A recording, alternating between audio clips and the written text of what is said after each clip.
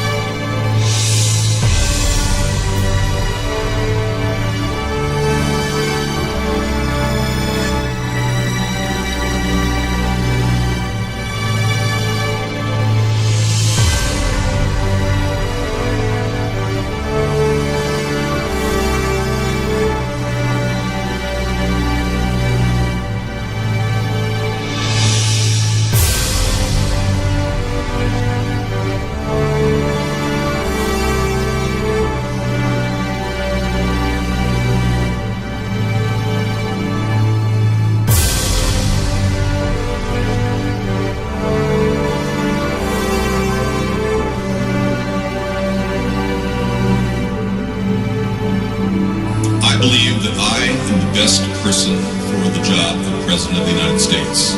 My unique talents give me the ability to be assertive and diplomatic at the same time.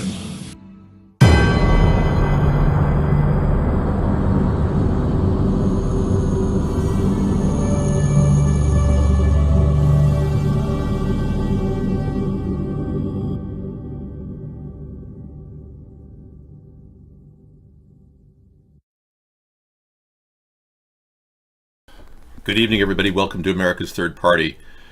I'm David Sponheim, and this is Wasteful Wednesday. I'm in a very heated conversation right now with a person at iBlog who suggests that I go down and meet Michelle Obama at the Tacoma Dome and confront her with the fact that she has a penis. Because I make a big issue about it on the show, I believe that would be a mistake. You did? You got some fruit enzyme spray? Good job, 873. I believe it would be a terrible mistake if you look at the terrible feeling she must have to know that she has a penis and to carry this lie forward and tell people she's a woman. I just think it's really it's not the right place to confront somebody like that. It has to be done through a public forum, not her book signing. Yeah, but thank you for suggesting that. I appreciate the conversation. We can't always have a perfect conversation, though. I just can't see myself putting myself at risk either of being arrested. But thank you. We got people suggesting things. That's a good start. Yeah. Well, I made a big issue about it because the fact of the matter is Michelle is not going to be a politician. She said she's not a politician, so she's not going to be running. Although she hasn't flat out said that. The book tour makes you wonder, though. But she said she's not a politician. I think she just wants more money. I think Barack and Michelle were very greedy. That's why they make $10 million a year on their various things that they do. Which means that they were bought off, too. And if you voted for Barack Obama and his transgender male lover, Michael LaVaughn Robinson, Barack Obama's, alleged female. If you voted for those people, you have to at least admit now that they failed. They called Michael LaVaughn the LaVaughn Sean. Are you serious? Did you go to high school with Michael LaVaughn? Yeah. I don't believe confronting this woman, man, she, would be a good move for me. No, I'm going to do something better. If she does run for the presidency, I will definitely do a black version of her. It'll be Blackface 3. If she does run for the presidency or vice presidency, I will do Blackface 3. That much I will promise you I will do. You know, I'm not Gene Wilder. You know, I'm not trying to make a joke about everything. I'm not a weird person. I never even wanted to do blackface. Just doing it was, to me, a really big deal. I mean, yeah. I just cannot possibly confront a woman who must be living in hell, knowing that she's a dude.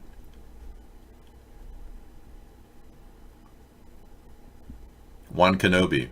I can't approach a person who's as famous as Michelle and expect this to be a good thing for me physically. No.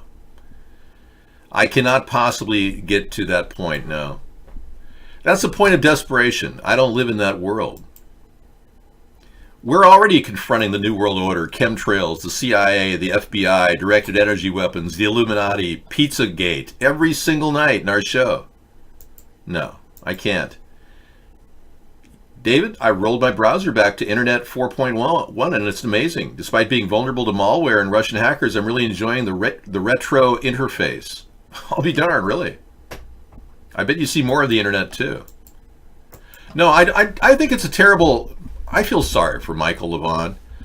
I think it's a terrible thing to have to be forced into this role as a tranny. It's abuse. It's like forcing a woman to, eat a cucumber this big on screen. It's abuse. We don't need to do that. No, I will not show up. I don't pull stunts like this. It's ridiculous. Could we talk about something other than that, like why Donald Trump is now saying that Michael Cohen, he's a liar? He has 3 words to say about Michael Cohen, who's, by the way, sentenced to 3 years in jail. He's a liar. I believe that's 3 words. Yeah, let me spell check. It's 3 words. He's a liar. Liar. Liar, liar, pants on fire. I'm telling you, Michael Cohen pled guilty to something that is not a crime. Really? What was it? Badgered, still going on. I said that I would pardon him if and when I become president. I mean that. I think he's done a great thing for our country to try to expose the underbelly of corruption that could be happening with Donald Trump. But look at this. Michael Cohen was sentenced today as part of a plea bargain with the government. As part of that settlement, Cohen has admitted to criminal violations of federal campaign finance law and has implicated President Trump in those violations. The press is ablaze with headlines trumpeting the president's possible involvement in 2 felony campaign finance violations. The source of these violations are Mr. Cohen's arranging, allegedly at Trump's direction. His arranging hush money payments to women, alleging long ago affairs with a 2016 presidential candidate. Now, Giuliani said that Trump paid Cohen, but Trump said, no, he didn't do it. No, he didn't pay anyone. Okay.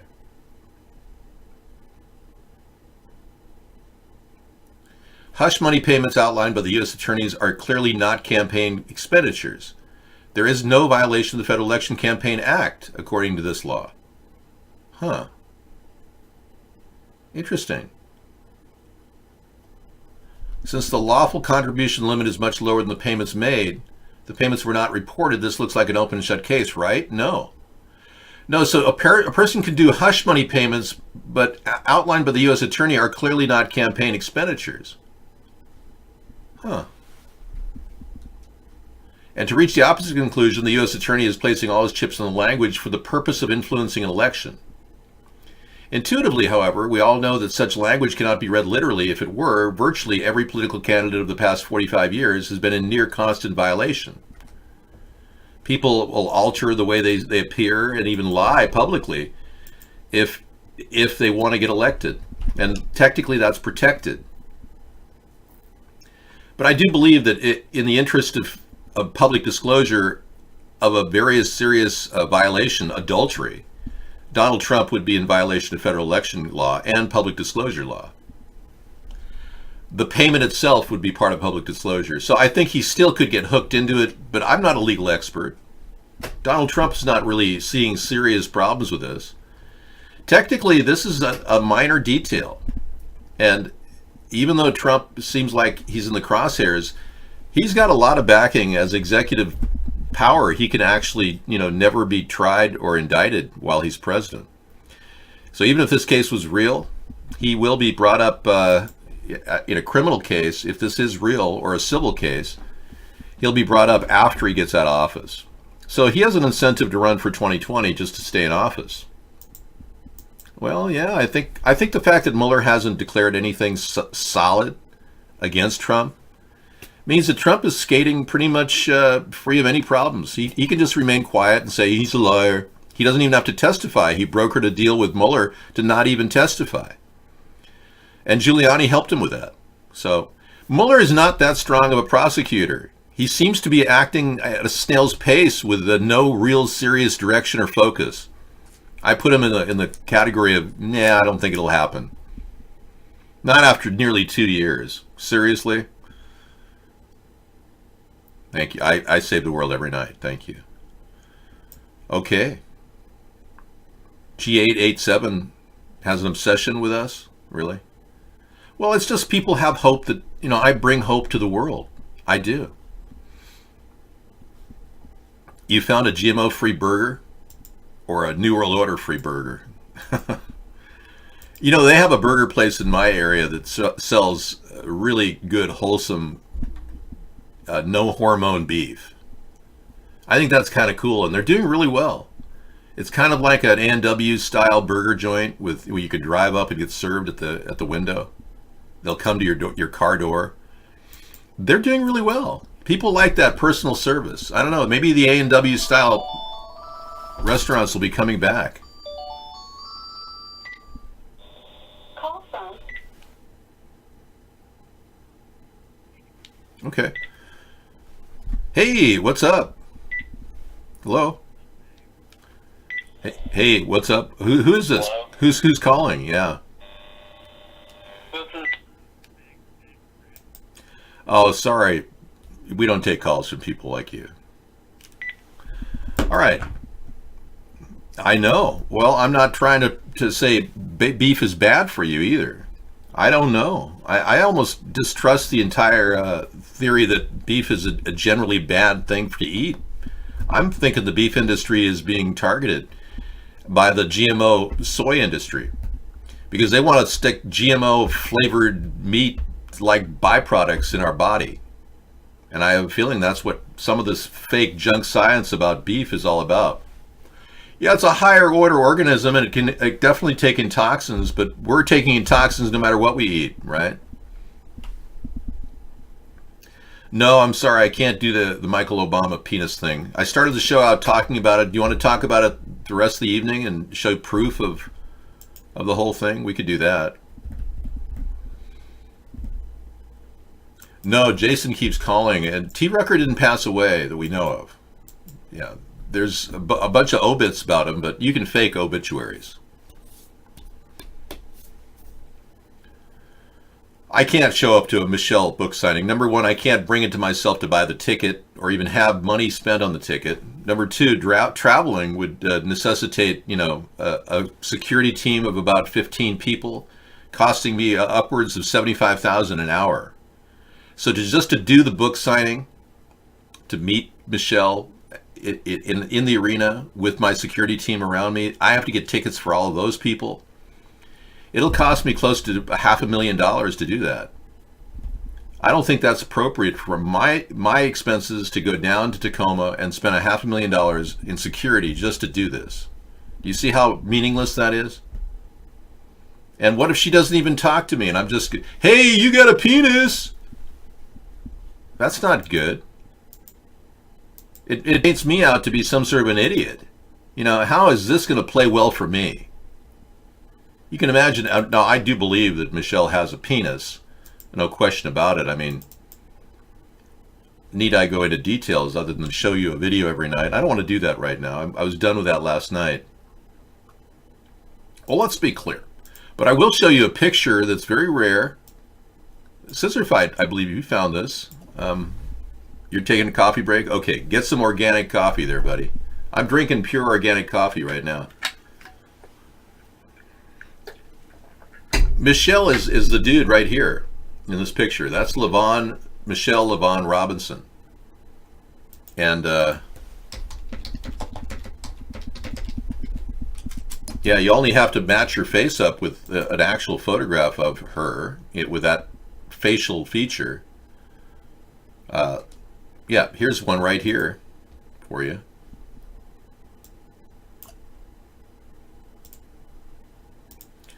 Let me cue in on the face. So a lot of people really need to be shown this stuff.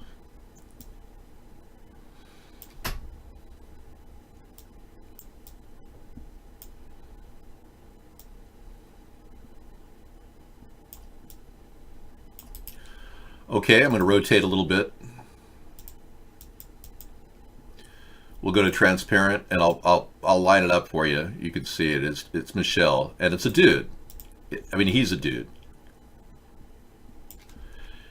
I don't need to, get any more clear than that to show you that this is definitely Michelle Obama, and yeah, everything's a perfect match. You couldn't have a more perfect, because it is Michelle. It's LaVaughn Robinson, Michael LaVaughn Robinson, and this is for real. And yeah, I don't need to go into any more detail than this than to tell you they got married. Barack is a homosexual. Yes, he is a spade. And he even said in his recent book that he was physically attracted to his professor. Now, what heterosexual man says he was physically attracted to his male professor, who he met twice in the Oval Office, privately, with the doors closed, kind of like Donald and Hope Hicks for a year and a half. Hey, Vitamin Water offering 100,000 K to ditch your smartphone for 1 year. Really? Oh yeah. I mean, who wouldn't want to take $100,000 to ditch their smartphone? Huh. You may want to put your phone down because Vitamin Water is offering a sweet deal in a contest that challenges smartphone users to go scroll-free for an entire year. A $100,000 reward is being offered as a grand prize for the winner who goes without a smartphone or tablet for a year and is able to prove it. If you're up to the challenge, you must not use or touch any smartphone for 365 consecutive days. Instead, the company will provide you with a 1996 era cell phone that can be used during the contest. Yeah, but the 100,000 won't even cover the bill for your brain cancer because those analog cell phones are horrible. They cause brain cancer worse than your regular cell phone. So you're 100,000 richer, but you have brain cancer. They have so much controversy, conspiracy, collusion, and other C words. I know. That's why I'm focusing on Michelle Obama and Michael LaVaughn Robinson right now, because last night I had to scrub an entire video from our library. I'll be uploading it tonight from last night's show. I was going to stop talking about this because Michelle has said that she's not a politician and that she's going to be, But you don't know. I mean, if she's doing a book tour, now I'm beginning to wonder if she's not trying to prime the perspective to become part of Hillary's team. They say Hillary and Michelle might run together.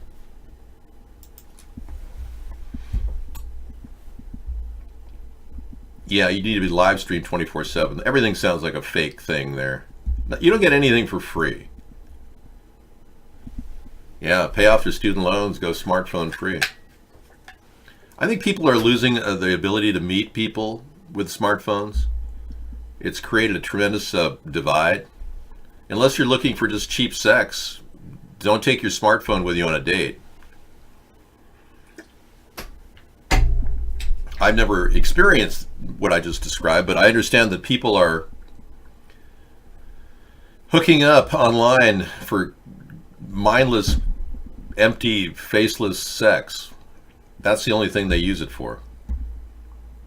Yeah, and I think being a lot of you are incels or are incels or whatever the hell you are, you have a real big aversion now to meeting people, and the mere concept of being next to a woman, or a man for that matter, is almost too much to bear. Your anticipatory anxiety has become a major hurdle in your adulthood. I think this is kind of like homosexual panic that some men get or some women get when they don't know if they are homosexual in your early sexual adjustment period.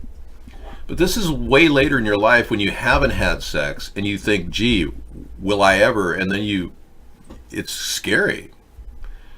So I'm developing a new term tonight called sexophobic, in which sexophobia, I think, is becoming more and more common. Is it safe to say some of you are sexophobic? Press 1 if you're sexophobic in the show. Right, we've been trained to be depopulating, and we don't get to know each other. We don't have kids. Nobody's sexophobic? Well, that's great. You don't even know what I'm talking about. Okay, forget it. Forget the whole subject. Dave, stop the homo talk. I have family over. And they're going to think you're gay. Okay, I agree. And I'm not gay. So let's just stop talking about sex, okay?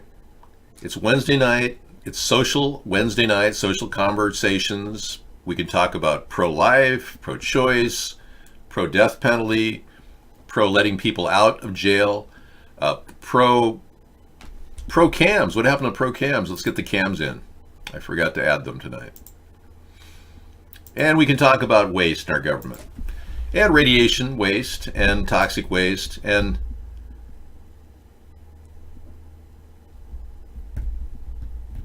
you don't have the right to attack a woman, no, Ham. Sorry. That's illegal. And even religious law recommends you not, rape women. Pro wrestling, there you go. So we don't have anybody who's afraid of sex. Thank you. Hallelujah, hallelujah, hallelujah. Yeah.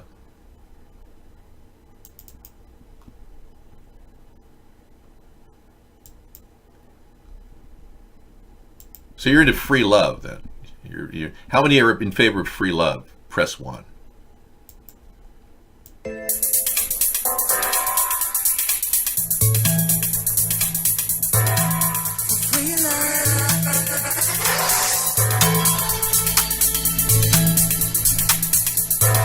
Free love. We got 2 free lovers here.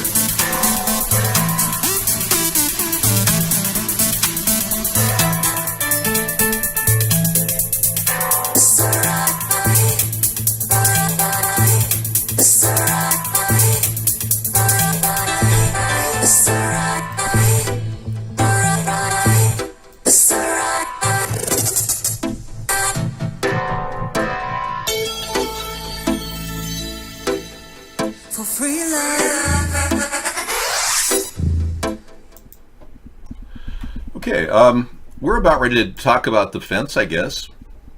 Defending our border. I agree with Donald Trump on the fence, considering it's my idea to build a 1,000-mile fence.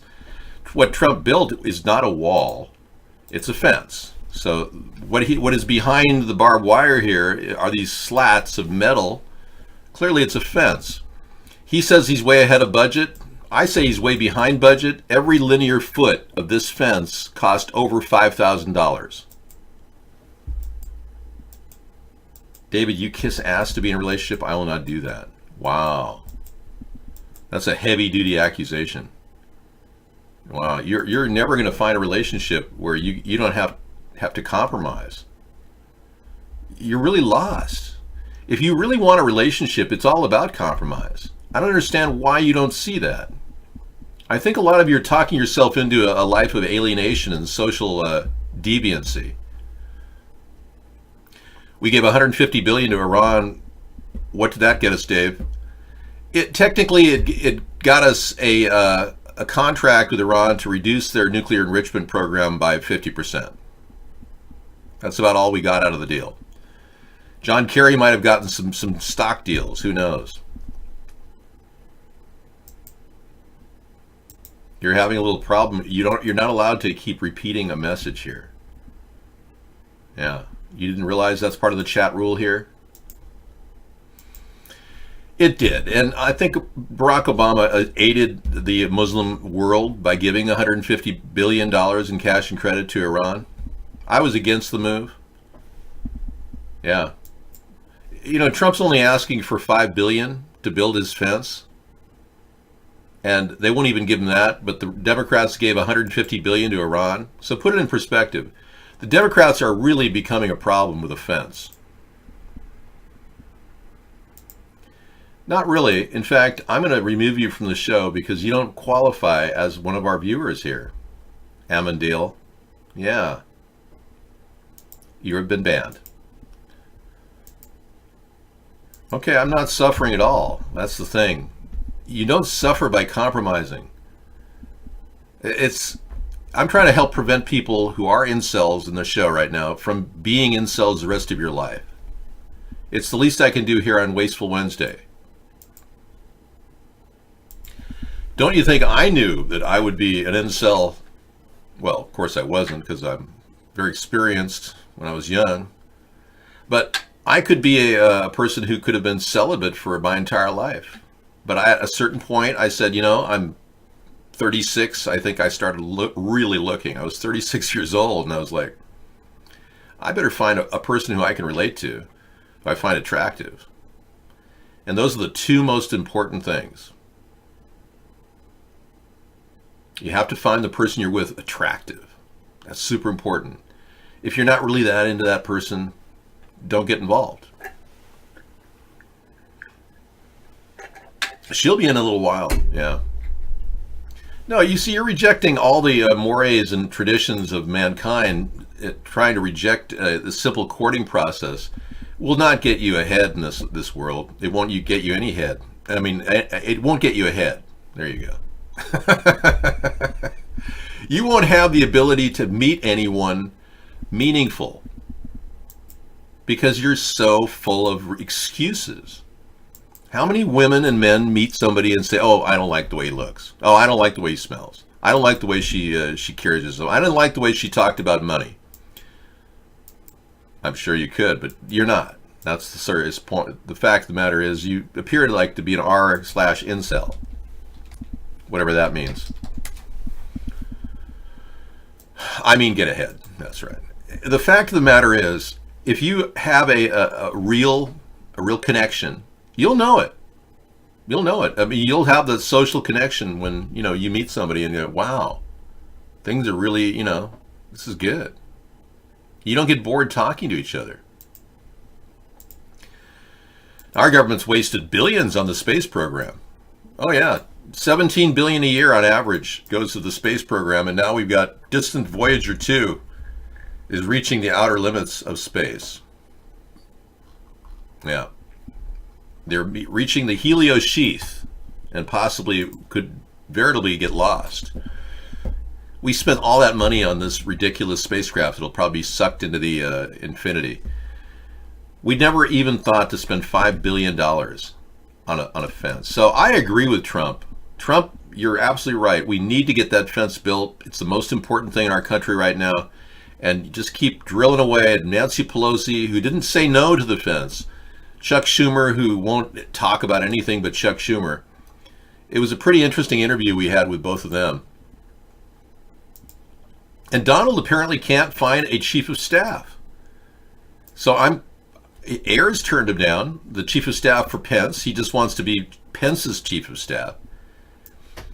I'm still thinking Hope Hicks might be called in. She struck the president's attention, and I knew very little about politics, obviously. I wasn't expecting to take part in this, and certainly not to play the role that I had. And that's who he actually visited on a tarmac a couple months ago. She could be the first, she could very well be she knows the White House. She could easily be the chief of staff. And wouldn't he love to have Hope Hicks as his chief of staff? Melania wouldn't say anything because Melania doesn't say much of anything, except recently, Melania has gone on a trip. Yeah. Right. Melania makes the First Lady history. So she's doing anything she can to keep the mindset positive, even though she knows her husband cheated on her, because Michael Cohen paid off Stormy Daniels. But Melania makes First Lady history with a ride in an Osprey. I think she just likes the male attention. She doesn't get enough of it at home. Yeah. She's like hanging out with those guys and the Marines and the U.S. Air Force. There she is. Mrs. Trump stops at a pair of military bases Wednesday during an unusual busy week for the First Lady. So she took a ride on an Osprey, checked out the F-22 Raptor stealth fighter, and addressed an audience of service members. Good for her. Yeah, so she's doing her best to play her role, and she's doing a really good job, I think, of playing the role of the First Lady. I think she's fantastic. She's fantastic. She's incredible. I just don't have a lot of time for her. I'm more interested in Hope Hicks. She's made of plastic, really? What is a First Lady, really? Please, you keep calling women that name. I will not stand for that anymore. No, I'm going to mute you. Calling women that name is really not acceptable here, Howie. Man, he's got some issues. He's going to have a hard time finding a real love affair in his life. Good luck there, buddy. Yeah. Sorry. Yeah, we have something to talk about every night because the news is constant.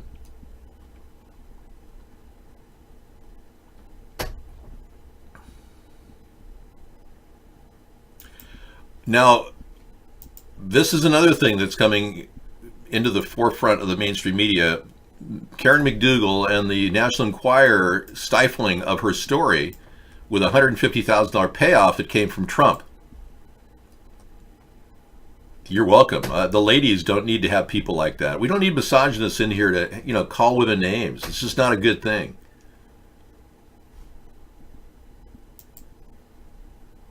God. So Trump is here talking about a loud gong. National Enquirer's surprise deal could imperil Trump. The National Enquirer's parent company has agreed to tell prosecutors everything it knows about Donald Trump, and it might know a lot. Now, National Enquirer publisher is one of Donald Trump's big friends, and he worships Trump. So it's highly unlikely the guy's going to turn on Donald Trump, but in a court document released Wednesday, the tabloid publisher American Media Incorporated admitted to coordinating a hush money payment with Trump's 2016 campaign, reversing 2 years of denials. The confession came as part of an immunity agreement with the U.S. Attorney's Office in New York, made public shortly after Trump's former lawyer Michael Cohen was sentenced to 3 years in prison over charges of tax fraud, campaign finance violations, and lying to Congress. So you Trump supporters must know that Trump was in a flurry of payoffs during the early election, and all the baggage that he's carrying, even the Russian collusion baggage, is Donald's fault. Yes. Taking money from Russian oligarchs was his fault. So don't blame it on the media. Don't blame it on the liberal press. It was Donald's fault that all this has been dogging his presidency and slowing our country down. Okay? Let's just call a spade a spade.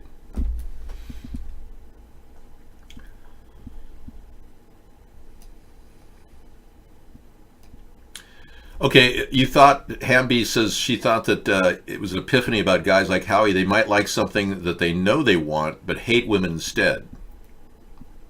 Yeah. Well, I mean, a lot of guys are going to be hiring, robot women. The future of robot women is very real. Believe it or not, I mean, as they get better, they're going to be, looked at as a potential viable girlfriend. I mean, these are legs of a robot. This is artistically created. These are feet of a robot. Yeah, some of you are really starting to get excited, I can see. This is a beautiful robot woman. This is your future girlfriend. You can tell her exactly how she has to be. I mean, isn't that sad that men have to go to robot women, when they really just want to be, with a real person? It's just sad, see. Now that's just sad, see. Men who can't find a real woman, they have to go to a robo woman. There you go. Now that's just sad. Well, some men are not that attractive. So it's hard to find a girlfriend. Okay, we got a story here. Incoming New York Attorney General plans. The Attorney General plans wide-ranging investigations of the Trump family and family. Letitia James, who takes office next month, tells NBC she will probe real estate deals, Trump Tower meeting emoluments, Trump Foundation, and more. Yeah, well, she's going to be probing this white president of ours. Can you believe that he's got to deal with this stuff and run the country? I'm having a hard time with this. What's wrong with you Trump tards that you'd vote for a guy that committed adultery? Jeez, come on. You should have known better. There's going to be people like Letitia James who's going to do what she does. She's going to look into Mr. Trump, and y'all are going to be dealing with it. David, you like Haribo? I don't know what Haribo is. What is Haribo? Seeking Haribo. These are gummy bears. No, I don't eat gummy bears. Well, let's be clear. I'm here. Texas girl joined. Debt to GDP worldwide. Okay, we'll talk about that. Our national debt has been so great, and our contribution to the gross domestic product has been lowered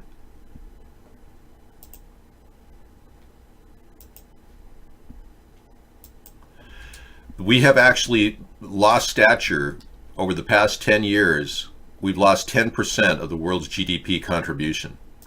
The only other country that's done that is the Soviet Union.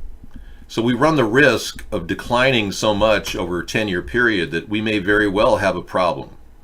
That's a very important point. So contributing to a greater GDP worldwide is certainly a big option. We are not competing at that level in many areas.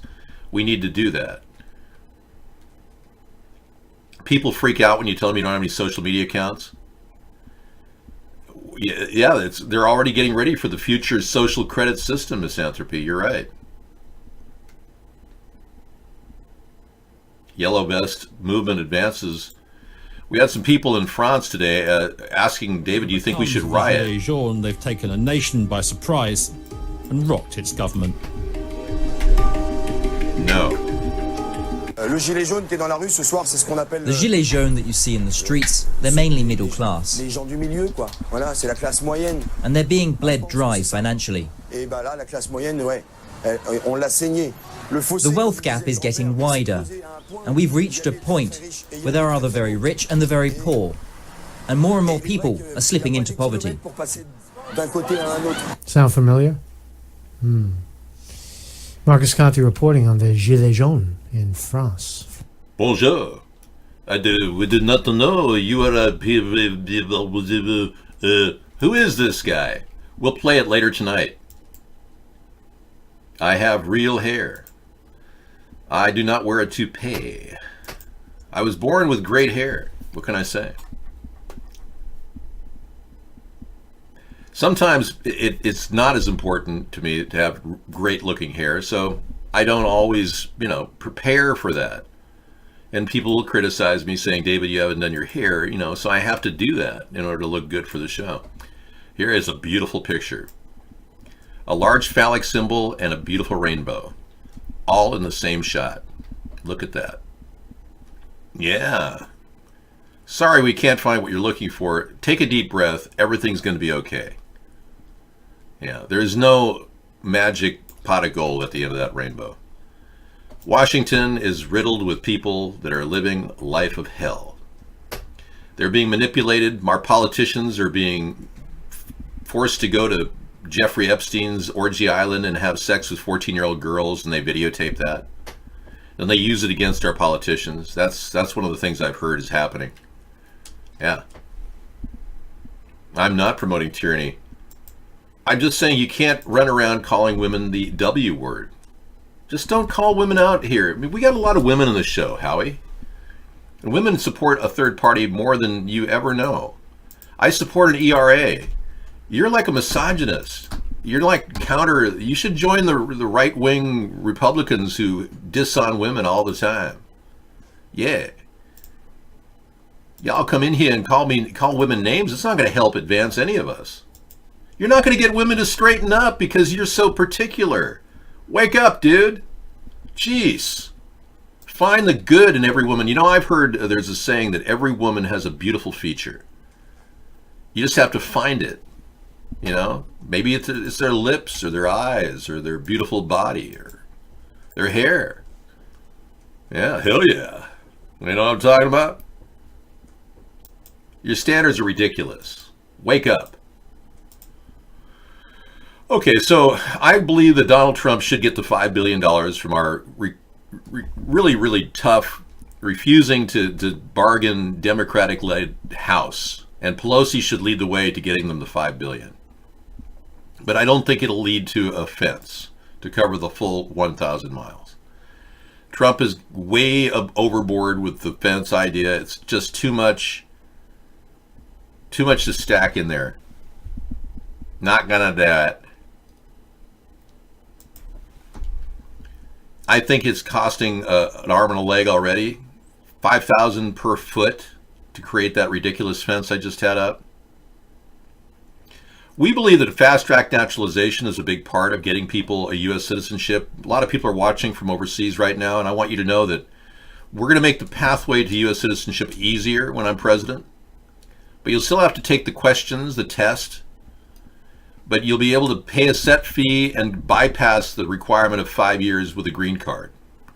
That's what I really believe needs to be done. Fast-track naturalizations. The Democrats want to leave things the way they are. That's not working either. So I came up with a container wall idea where we can actually provide, you know,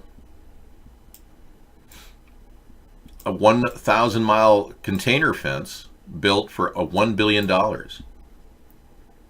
While people are being assessed whether they could seek asylum or not and get a green card, we'll have places where they can stay. And even these containers can be turned into little tiny houses along the way. Well, since the law in D.C. is no buildings taller than the Washington Monument and he is the father of our country, it's like people think that nothing bigger than its metaphorical dick. You're right.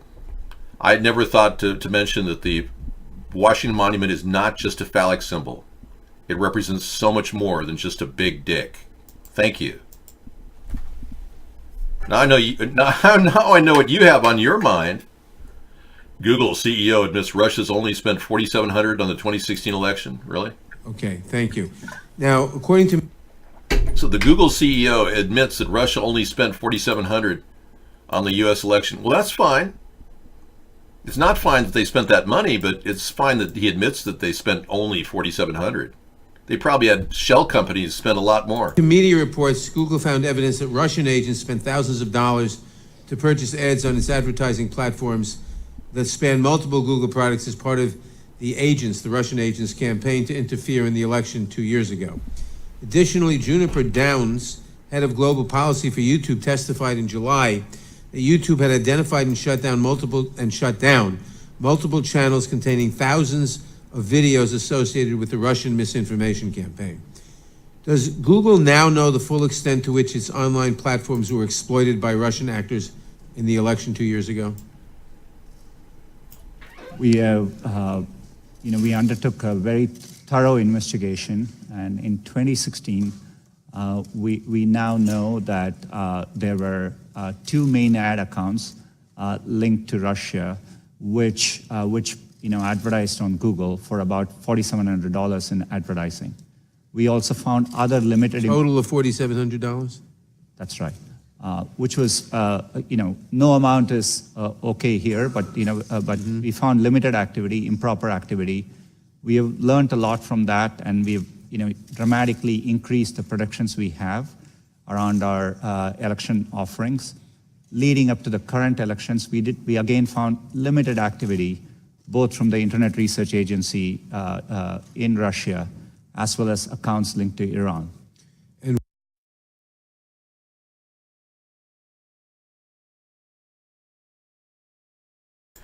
And that makes it okay then. Statement. You said I leave. That makes it okay that they found limited amounts of donations from the Russians. Okay, thank you. The Russians work through various means. You can't identify who among the Russians actually paid for money at Google or at Facebook. Yeah, that's ridiculous. Limited activity. I don't believe it. I think they're covering their proverbial legal butt. Sarah is here, and we are here to talk about anything you want. I'm going to drop the headers here so you can just have a conversation with her without talking about my fence idea. Yeah, all the things scrolling away. Ah! I know. Oh, too much attention. Yeah, we're trying to minimize the alter the discussion in any way that would be considered not politics. So we'll talk about politics tonight. You did a thing recently where you did some trivia about all the cool new devices. And that was good. Good trivia. Well, old devices. I did some technology trivia. I can continue down that path. That'd be fun. People love technology. An older book, so. So I detect that no one here hates Trump as much as Dave. I don't hate Trump at all. I feel like we're kind of hijacked because of the stupidity of the American people. That's interesting, Cal Worthington. New York police officer Stephen Mullen, who spent 2 days at Ground Zero, dies from 9/11 related cancer. I wasn't laughing at that. No.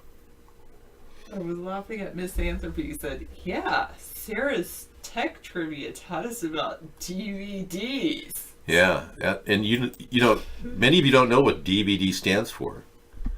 Well, I'm sure we could look that up. There's actually two different things that it stood for. I saw the guy in the far back with the white mustache, yeah. Why? We should love Trump because he's running with so many of ATP's best ideas. I'm just hoping Trump does the right thing and offers me the job of VP. Because I think I can save his presidency. I really do. You can start by offering you the job of chief of staff. Okay, wherever I need to start, we'll get on the ground floor. You'll have to stay, with me the whole time. So apparently we're gonna have to work that out. But why? Well, if I go to D.C., then I have to hire a security guard for the house here. Oh, you don't trust me? I trust you. I don't trust the house being unsafe. How many people are as capable as me to protect you? There aren't that many people on Earth, so. You are very capable. Yeah, where is this intro? What intro? I needed to get rid of that, sorry. We don't want to do that. Close that out. Just X out of everything. What's that? I don't know. I just accidentally opened something. I didn't mean to do anything. That was weird. Okay. I cannot put our vehicle, our modular home does not have wheels on it. And it's got a full split face rock foundation. We could I couldn't take that. We could take an RV or something out there. We could, but Sarah can't leave her job. That's the thing. That's the thing. I like my job too much. So Lulz Junkie says DVD stands for Digital Versatile Disc. See, we didn't even know that. Now we know that. Trivia has finally appeared. Digital Versatile Disc. I like that. Hello, Real Little Ranger. Did Blu-ray take off for a lot of you? I have a Blu-ray player, but I don't buy Blu-ray discs. Only when I need to would I rent a Blu-ray disc. Why do I always smile? Hula Mula asks. I started smiling when I was young because I was happy, and then my face got stuck this way. Yeah, it's better than having a face where you're not smiling. I used to have a problem with facial expressions that, people told me I'd get stuck a certain way. But then I discovered the beauty of press-on veneers. Okay. Well, I could pull it off. I could hire the security guard. It's not a big deal. I'm not David's vice presidential nominee right now. I can hire the security guard. It's not a big deal, but it's it's a long-term investment. It would cost me roughly about $60,000 a year to keep Sarah safe so she could work and make approximately, the same. So I will be a little disappointed if David doesn't pull through and save each and every one of us, all the mammals and fish too. Me too. I'd be disappointed if I wasn't able to save the whole world. But starting with America and not forcing other countries to do things would be a good start in the right direction. Telling countries how to behave is the wrong thing to do. Our country has done the wrong thing. We can't tell countries how to be. They know how to handle their country better than we could. And that's why I'm against a new world order, because there's no way a group of elitists could ever rule the world and make sense of that. All right. Howie, please. Your derogatory comments about women really have extended. I suppose they would find another teacher if I had to leave. Well, it would be by presidential order, so, it would be a presidential decree. So it would have to be some sort of an arrangement. I'm gonna wait till you're president. I don't want to follow Trump. I want to wait. I want to make you my chief of staff. I really do. If that's okay. I'll be your chief of staff. I don't want to be a vice president. It's the perfect job for you. Because You're then such I a can great be organizer. next to him all the time. I would be an excellent chief of staff. You really would be. That's true. I could put all the pieces in place.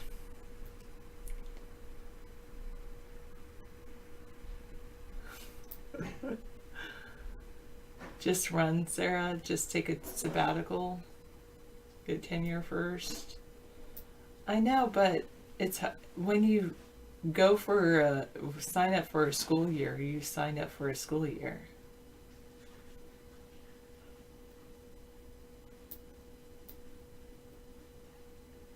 I would already be running the country if David were elected.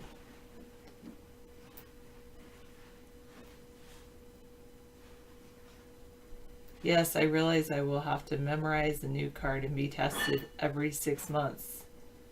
And I will have to...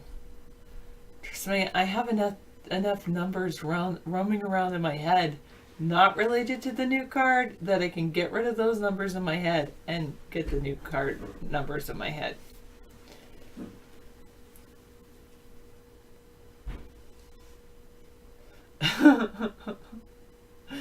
That's a great one. It would be a great responsibility, and I'd be a prime target. True. That's what your headphones are for, Roboskills whispering. Oh. I'm sorry, Roboskills. It's true. I do speak in quiet voices. Because I'm tired of yelling all day. No, I don't really yell all day either. Sometimes I do. I talk really loud and I'm like, come on, people.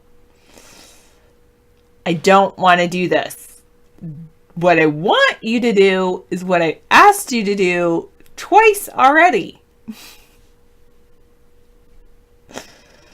What job did my parents do? Hula Mula asks. My dad was an automotive technician, diagnostician. Just stop, logical fallacy. Just stop. Just stop. Exactly, Anita. True, always the scapegoat. That's not legal in Washington State, Ticken. It might be legal in other states, but not in Washington State. Yes, my mom was mostly a stay-at-home mom. Oh, you're so lucky, heavy, dirty soul. Amber does not need like that. Yes, this is my real hair.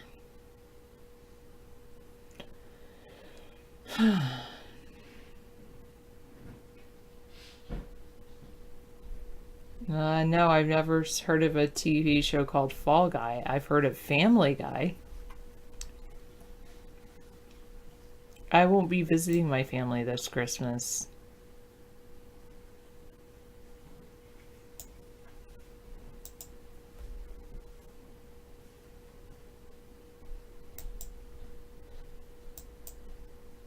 Yep. You're not helping at all. So just stop. There you go. You might be trying to help yourself, but it's not really helping. Yes, 242, it's illegal federally, so it would be illegal in Dallas, Texas. Sarah, will linseed oil soften up your first base mitt? I think yes, Roboskills. I don't know because I know linseed oil is used for artists for painting. Aw, you're so lucky, kitty cat. Aw. But and I'm not a baseball fan, so I don't know. But I do know you're supposed to oil your mitts. I don't know where I got that. So here's a start. Ohio class subs carry 24 Trident missiles with up to 8 warheads per missile. Wow. W-88s, which means up to 192 big damage on the scale of 400 or so kilotons per each 102. Wow. Very scary. Thank you, Hambeast.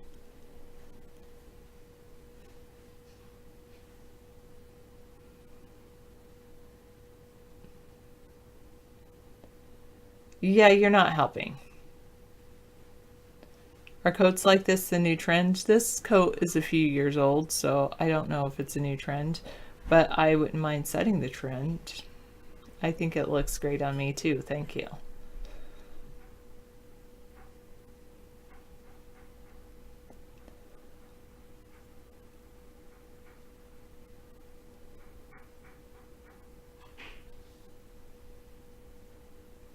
Sharif Chakat.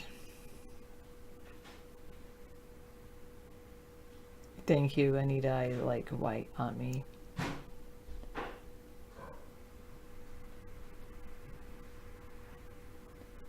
No, Howie, I can't do it. I know David can do that all the time, but I can't do that.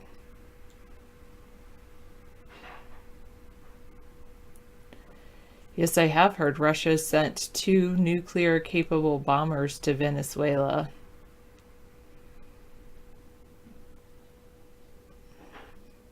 David brought in, we've been getting a lot of winds because we've been getting rains. It always happens. Rain brings wind. That's what rain does. And then the wind knocks down branches from our evergreen trees. We have some Douglas fir out back, so then he brings in the branches that have fallen naturally on the ground and we make a little tree.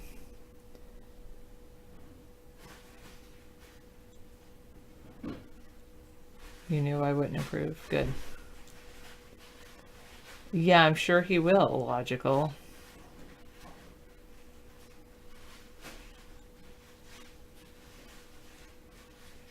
Ever so much.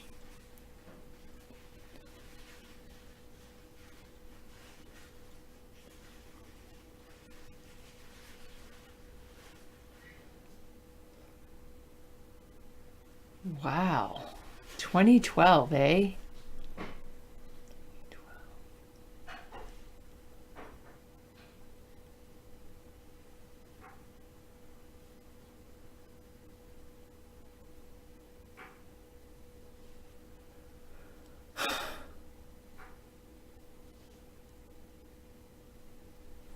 I think maybe the world would have felt a lot more alive if people voted for David in 2012.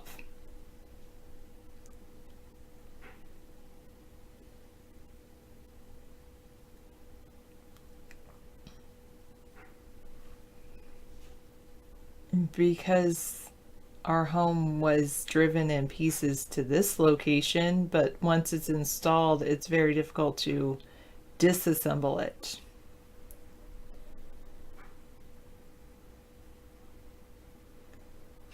I think we have a picture of our trees from the previous year somewhere. Yeah, I always like that. It's kind of like a little tradition David does and we do. And we decorate it. We put our our ornaments on the branches, and it's really kind of cool. And I find it to be an environmentally friendly way to have like a living type of tree in our house. Oh, yay. Breaking news, yay. Oh. Therefore you feel alive, Miss Huh.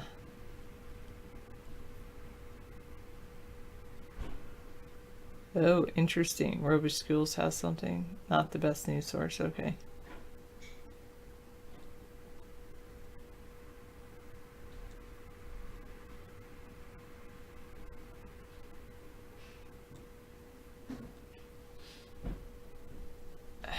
How so, Hula Mula? You think climate change agenda is bad for the economy? I think we can have a good economy and a climate change agenda at the same time.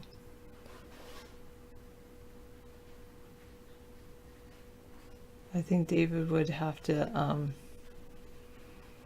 who would David blame if he was elected in 2012? Me. David would blame Sarah. Oh, interesting, misanthropy. Velcro balls? Huh.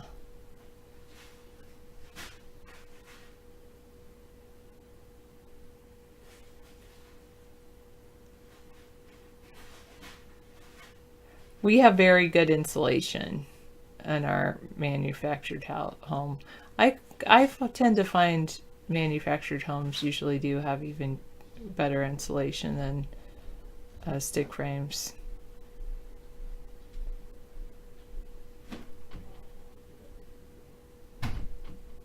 No, I don't think so. I don't think David would do that.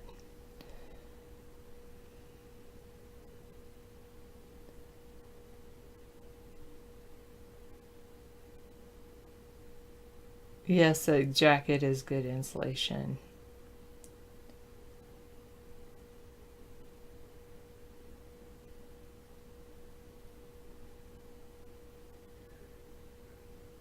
True logical, but that's totally, completely different than some kind of camp.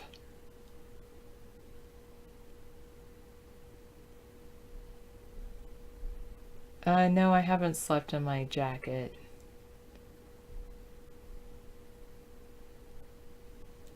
Dissociated vertical deviation in ophthalmology.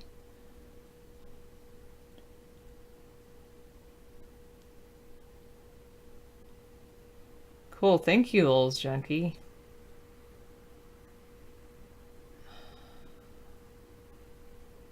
Why round up anybody? I don't think that you need to do that.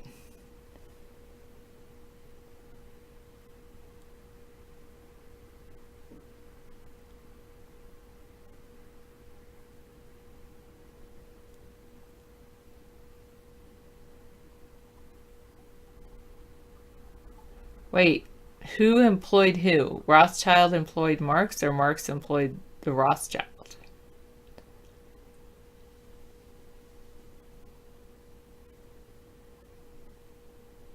Oh, let's look at the Venezuela drill videos.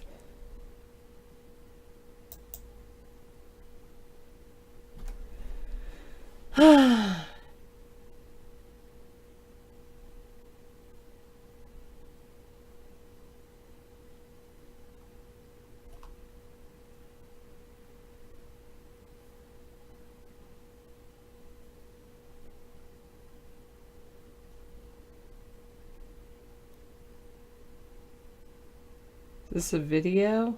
This is some kind of flight? Oh, that's it. Wait, where's it?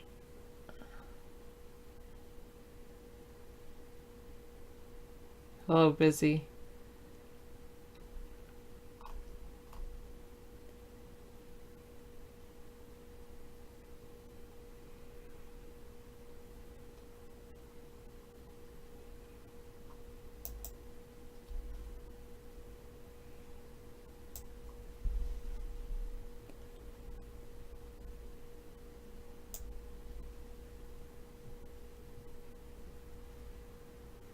Oh, I don't not that one.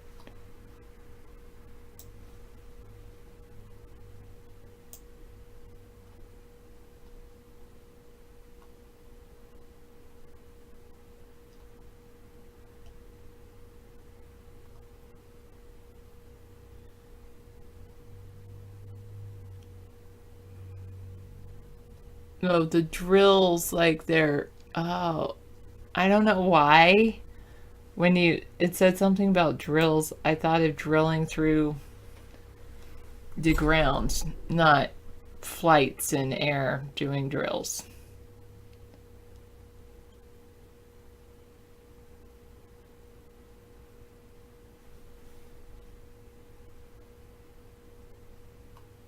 Yes, you like to shame people. Shame on you for shaming people.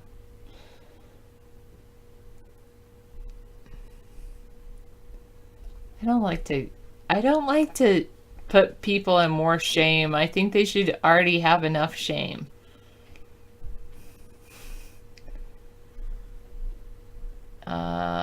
Something like that. Yes, I think I have 10. Yes, I'm sure they are. The Tu-160 Russian nuclear bomber is landing in Venezuela on a daily basis now.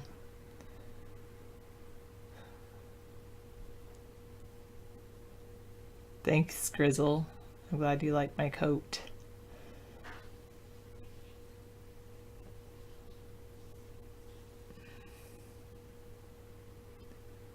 Shame is not the aim, it's merely the result. What is your aim,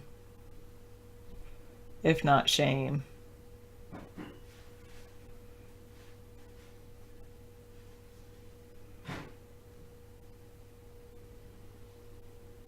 Could have descended into civil war, or has descended into civil, well, it's definitely descended into something. Chaos.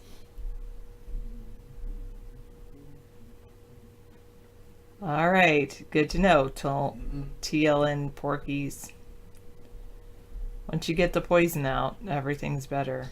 Hello, Real All Ranger. How are you? I see you.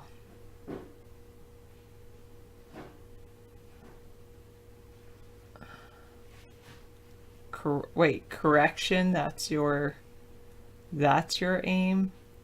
Well, I am not here to correct other people's mistakes. I mean, yes, I guess, never mind. I am here to correct other people's mistakes. You're going to say I have a fallacy because I'm a teacher, and of course that's what I do. But I would rather just do that as a profession and not my personal life. Or anyway, people have to correct their own mistakes. Is this what a P code is? Yeah, sure. Who cares? How often does David do what? Ha! Smocking. I know. The president creates new words.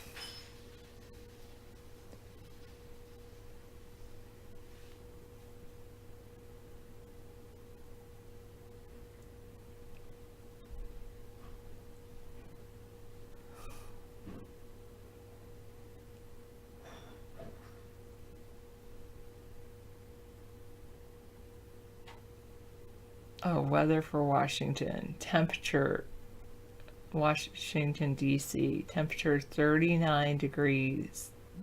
Feels like 37 degrees Fahrenheit. Oh my gosh, that's so cool. Just reading that just sent chills through my body.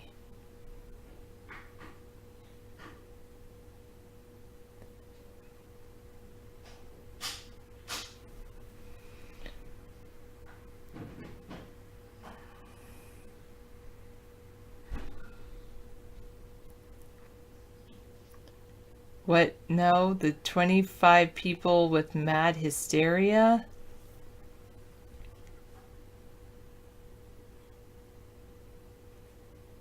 Oh.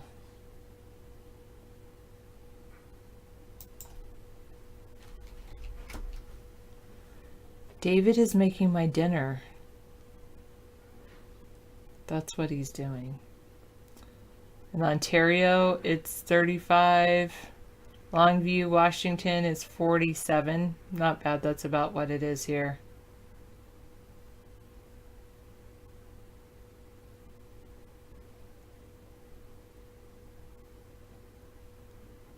Good idea, Howie.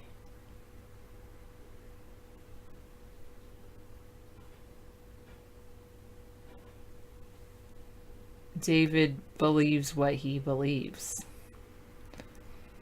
And then finds other things to support his beliefs, is what I would say about David.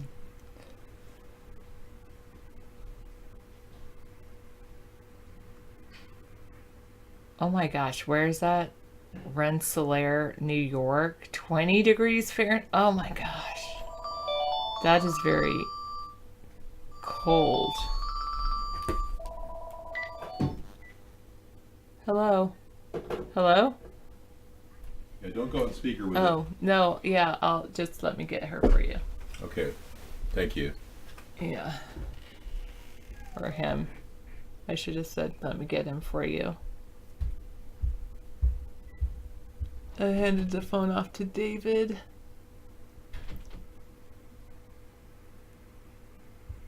People are posting in all kinds of weather and Vaughn Live.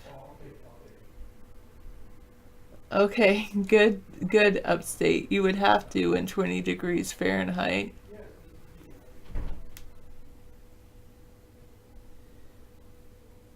What do you mean? I'm in a committed relationship with David.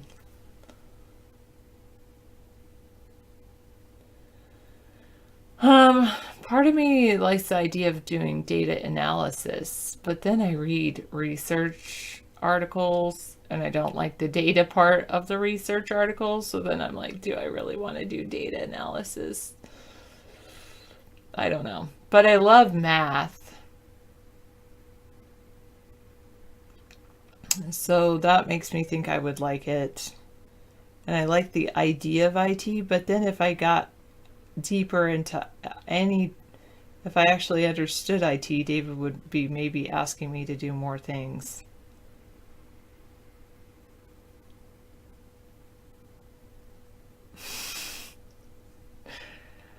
Good point, Dr. Meow. Correct. At least I'm able to understand. I'm able to state that I don't understand partial differential equations.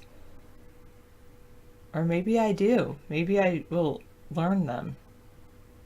No, I'm not considering leaving teaching at all. But I'm considering continuing my education and learning other things. Someone asked the question came up in Vaughn Live, if for some reason I left the teaching field, what would I do? That's what my statement was, but I would never leave. I wouldn't consider leaving teaching. I like it too much. I make a positive impact on students' lives. So that's what I'm here for. That's what I'm going to keep doing. It's what I'm good at. I agree with you, Lulz. I'm a good teacher, but I need more sleep and energy. No, I would never use corporal punishment.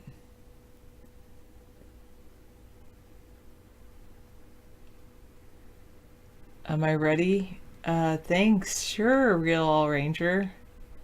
You're welcome. I'm glad you like Mr. Right. Happy holidays to you too.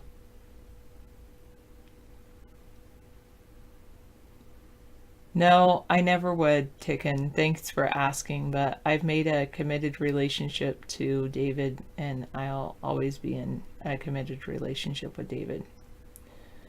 You're right, John Uncaged. I don't know Bayes' theorem I don't know Monty Python or Monty Hall problem. No, I don't even know what that is, so Let me look it up and then maybe I can formulate a solution.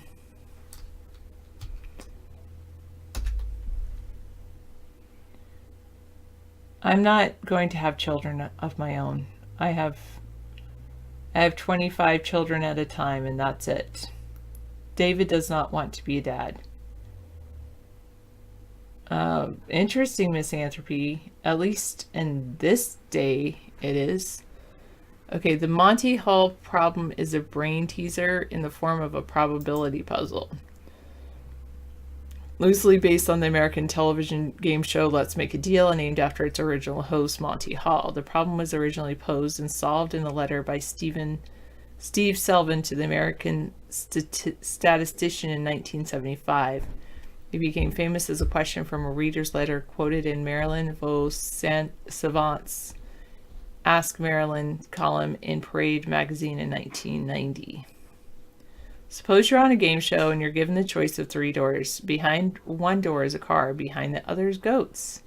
You pick a door, say number 1, and the host, who knows what's behind the doors, opens another door, say number 3, which has a goat. Then he says to you, do you want to pick door number 2? Is it to your advantage to switch your choice?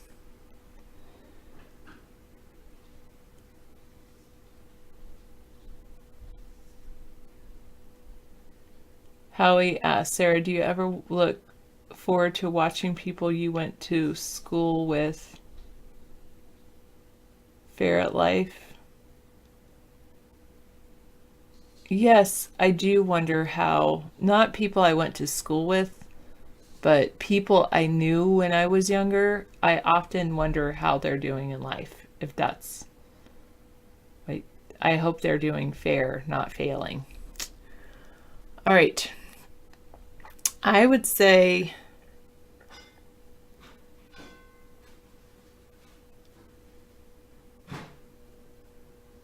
Vaux Savant's response was a contestant should switch to the other door.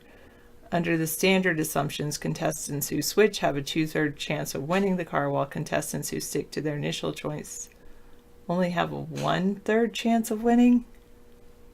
No. I would say disagree. I would disagree with Vaux Savant, and I would say your odds of winning just increased. If you're trying to win the car, you can stick to your choice or change it, but you still, the first way you had a 1 in 3 chance, which is a 33% chance of winning. On the, now you're down to a 50% chance of winning. I mean, you're up to a 50% chance of winning, and there's no necessary reason to change it. Wrong? Why?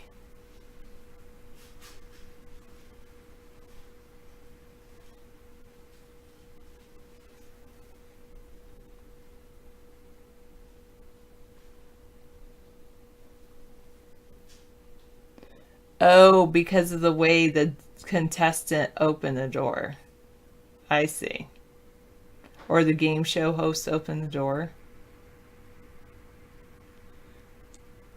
The given probabilities depend on specific assumptions about how the host and contestant choose their doors. A key insight is that under these standard conditions, there's more information about doors 2 and 3, that was not available at the beginning of the game. When door 1 was chosen by the player, the host's deliberate action adds value to the door he did not choose to eliminate, but not to the one chosen by the contestant originally. Another insight is that switching doors is a different action than choosing between the 2 remaining doors at random, as the first action uses the previous information, latter does not. Other possible behaviors that the one described can reveal different additional information or none at all and yield different probabilities.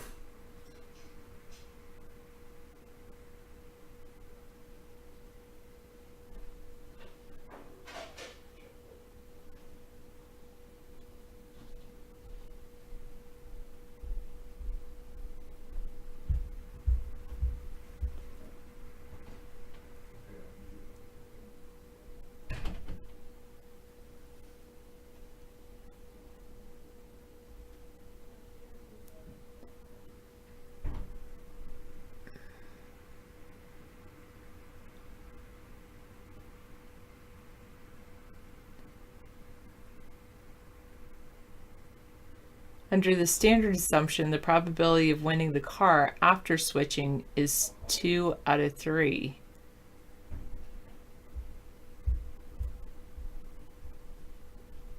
Simple solution behind door number 1.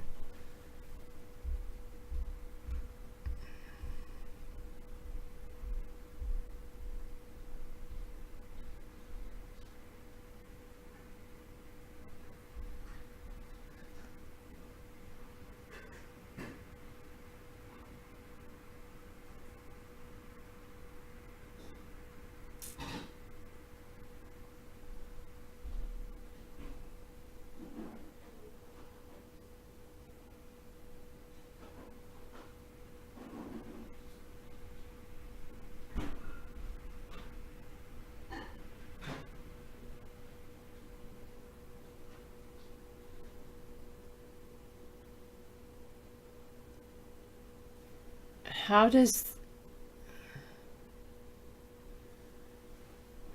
50% chance win, 50% chance win?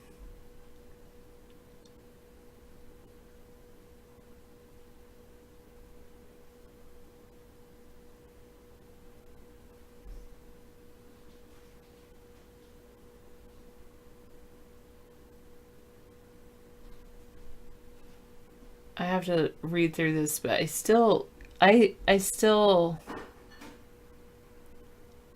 would have to say, I would say there's no issue with staying at that door. I would say especially if the host knows where the car is, because the host is trying to, you keep saying I'm wrong, but okay, I'll have to,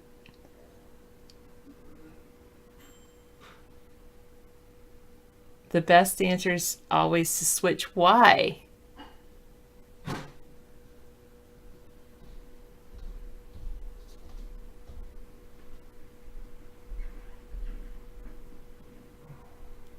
Wait.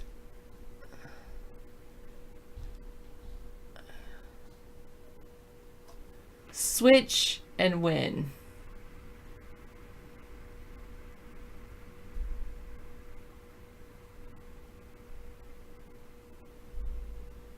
Result if switching to the door offered. If it's behind door,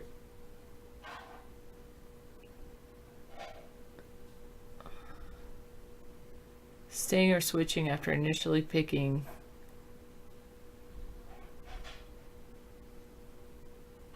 Wins car. Behind door number 3, but that doesn't make.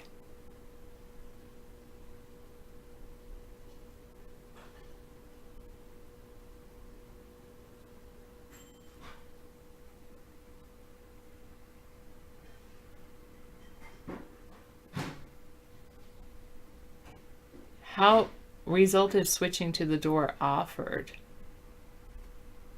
If they open door number 1 and there's a donkey, and they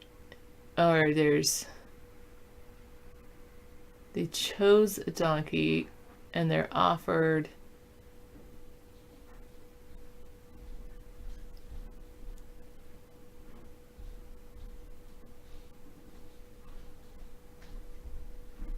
player choice before door is open. Okay, thank you. Appreciate it. I don't understand. I'm gonna have to go look at this more, maybe. It's the Monty Hall theory. Yeah. Yeah, the Monty Hall theory. This has been making big headway. Ever since John Nash died, the master of game theory, we've been confounded by the Monty Hall conundrum. All of the top mathematicians in the world are working on it. Just hang on.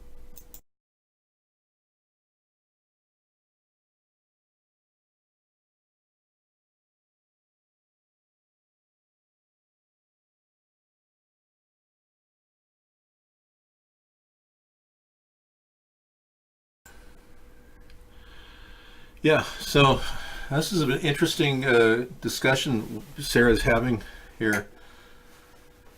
Yeah, it was solved, really? Yeah, they're saying it was solved. Oh. Well, I guess But my I still assessment don't was incorrect. understand that. I John mean, Nash was not schizophrenic, no. He was autistic. We're not having a fight. I just wanted you to know that, you know, we have a life of our own and we do share it together. Under the conditions described in the Monty Hall problem, the solution is always to switch. Well, of course. It's tic-tac-toe to you. Well, you know, if it was solved, then great. We have nothing to talk about. But Sarah's working on it right now. So she's going to spend the whole night, you know, focusing on finding another analysis of this Monty Hall problem. Could we talk about something else? I don't really want to talk about the Monty Hall problem. Thank you. I would rather talk about whether Stephen Hawking really was alive all those years, or was it a robot hooked up to like a bag of flesh, something like that.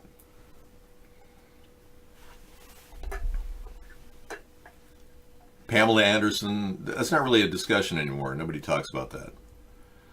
Let's talk about something consequential or inconsequential. Let's talk about truth or consequences. Let's stop talking. Let's meditate. So, yeah, great. the key is that if the car is behind door 2, the host must open door 3. But if the car is behind door 1, the host could open either door 2 or 3. Yep.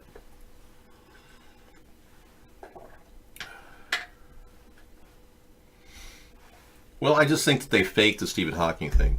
It was years of a man extending his life with just, impossibilities. No one's lived 30 years past their quit date with that disease.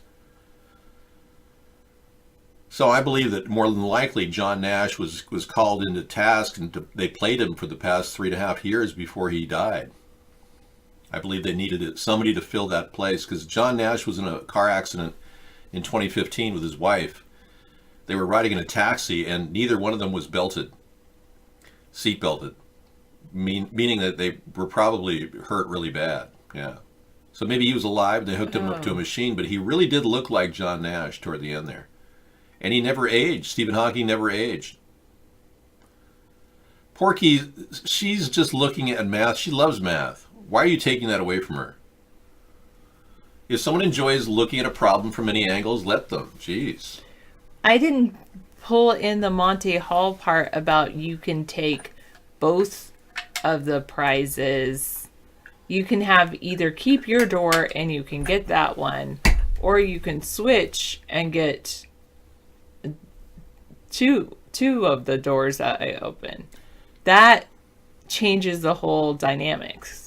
Then you should switch. You have great hair when you pull it back. It's great. Thank you. Because you have a beautiful square jaw and it accentuates your face. But you also have fantastic hair when you drop it down, too. So, I mean, Sarah has beautiful hair. I'd much rather talk about that than the Monty Hall problem.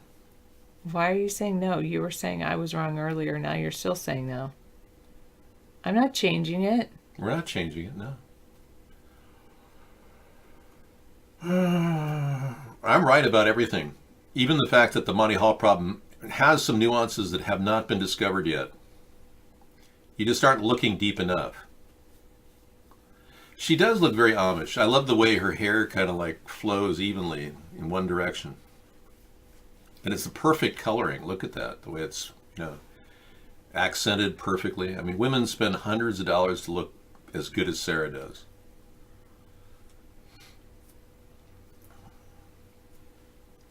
Well, there's also the question, are you even playing the game? Why are you even playing Monty Hall problem? There's the metacognitive question is, why would you even look to the problem as a source of a solution? Yeah, then that raises the esoteric question, what is being? Is life real? Or are we living some sort of a paradigm created by artificial intelligence, and we're merely the creatures within this paradigm? These are the questions that people are asking, like Elon Musk when he's high on crack. We don't know what we're going to be cooking. I had a really great experience with the water cleaning the lettuce, that I might just make a salad or something. Today I was washing lettuce and I was saying, this is really beautiful, and photographically it would look really good under the camera. You should make a salad because you make the most beautiful salads I've seen. Exactly. So let me just make a salad on my Thursday show.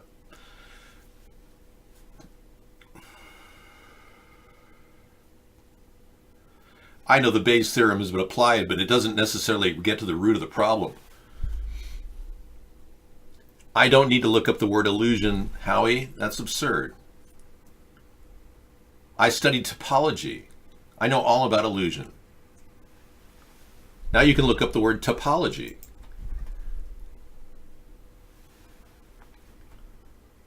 We're all trying to understand what she says. But the fact of the matter is, the smartest woman in the world has a 228 IQ. They're talking about Savant, I think, Vos Savant. Yes. And her effort Vos Savant has been extended. Let's just verify that Vos Savant actually did not graduate from community college. Marilyn Vos Savant is now in her 70s. She's 72 years old. She has a 228 tested IQ, Stanford Binet, and she did not graduate from college. Just so for all of you people who are, hell-bent on graduating from college, bear in mind some of the most intelligent people in the world have bailed. Look at Bill Gates. I can't say he's one of the most intelligent men in the world, but he certainly has made a lot of money sucking up to the government. Yeah. There she is. Marilyn Vos Savant, the smartest woman in the world. Person in the world. Yeah. Yeah, but she never graduated from college. I think we need to, pull the show into a different vein. I'm questioning all the things that people have been coming up with. Western Hemisphere Institute for Security Cooperation. Some links from Bingo trying to explain this to me. Bingo has a link to the Western Hemisphere Institute for Security Cooperation. That's kind of odd, upstate. And Bingo has a link. Well, Let's Make a Deal was a popular show back in the day when the American dream was to have a brand new car, and contestants could go on this game show. You don't have to show it. Go home with the car. Okay, we'll bring the Bingo. I'll just go look it up, Monty. Well, I'll add the Monty Hall thing to our show list tonight for all of you mathematicians secretly wanting to figure this all out. Thanks, Bingo. And do that one too. Open that up. She was on the Late Night Show, March 11th, 1986. Okay. This is Marilyn. Thank you very much, Paul. Tomorrow on this program, Gregory Hines will be here, Stupid Human Tricks, and the world's smartest woman, Marilyn Vos Savant? Huh? Huh? First of all, tell me about your name, Vos Savant. Does that mean something? Vos Savant? M-A-C-H? It's not a pen name, by the way, it's Vos Savant. Savant was my grandmother's name. Before she married my grandfather's name was Vos Savant. Vos Savant. But does it have any literal meaning? It's supposed to mean a wise man or something like that. Well, that's a coincidence then, isn't it? Yeah, it's a hell of a coincidence, I think. Yeah, well, I mean, the smartest person in the world actually had that name. Yeah. Unfortunately, I can't play more than 23 seconds of that, so otherwise I'd be monetized. So thank you very much. We love it. Thanks, Bingo. We'll play that tonight in our show. Right on, man. Hula Mula, thank you. Yeah, he probably suffered from that too. Yeah. All right. We're no longer talking about Stephen Hawking, Stephen Nash, or John Nash, or Savant. Yes, Marilyn Vos Savant. We're talking about you and I and what we're going to do with our country and how we're going to make it better. Nobody's tracking the budget. Trump's running off at the mouth. The Democrats are constantly looking for some sort of a big, huge moment in the sun where they're rock stars. And you want to see sleazy videos. You see where we're at right now? That's exactly why you're sticking your head in the gutter there, buddy. You know who I'm talking about. Let's talk about America. Let's talk about what we can do to salvage this beautiful nation of ours. Let's take this time to look at how we're going to fix the EPA and stop the unnecessary mining of oil rights and gold and all kinds of weird things and pollution they're sticking in the ground to get oil and gold. We've got to definitely deal with that on the EPA level because a lot of groundwater situations are getting contaminated. Curtailing the oil operations, but yet focusing on one area, the Bakken fields, where it shows great promise for us, and making sure it's definitely environmentally neutral, so it doesn't affect the environment. Because the Native Americans there really are right about the water. We have to protect the water, and then start from there, and then work our way back into the country, limiting unnecessary mining operations, which can lead to troublesome environmental impacts. That's one start. What did you say? Kids, for example, learn much faster, memorize much better than adults. Can we say they're more intelligent or wiser? No. The IQ theory has been debunked. You're right. And it has nothing to do with... it is, unfortunately, the IQ testing is vocabulary based. It has been for some time. A study in 1967 called the Chitlin test showed that most white people are pretty much illiterate when it comes to the subculture of the black American. We don't even know how to make chitlins. And it's called the Chitlin test. So they are really biased. IQ tests are biased. Yep. Yes, Mary Lou Henner, I felt sorry for her too. She was great. Mary Hartman was her start.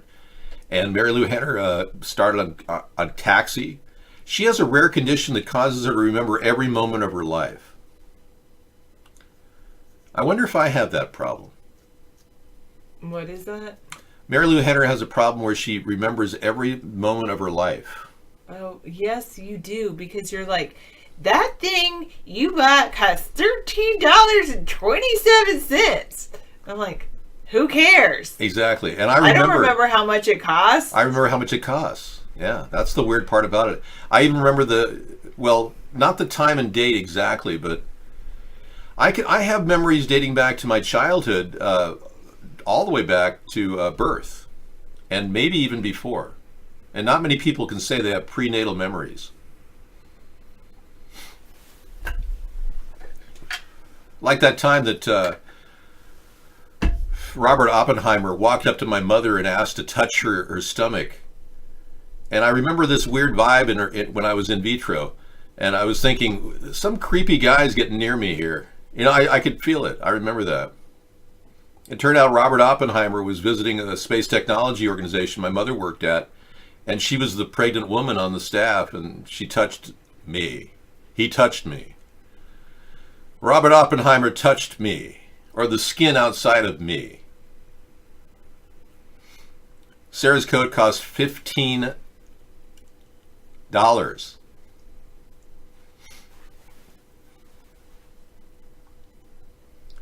Yes, I remember that. My mother confirmed it did happen too. $15. It was a really good deal.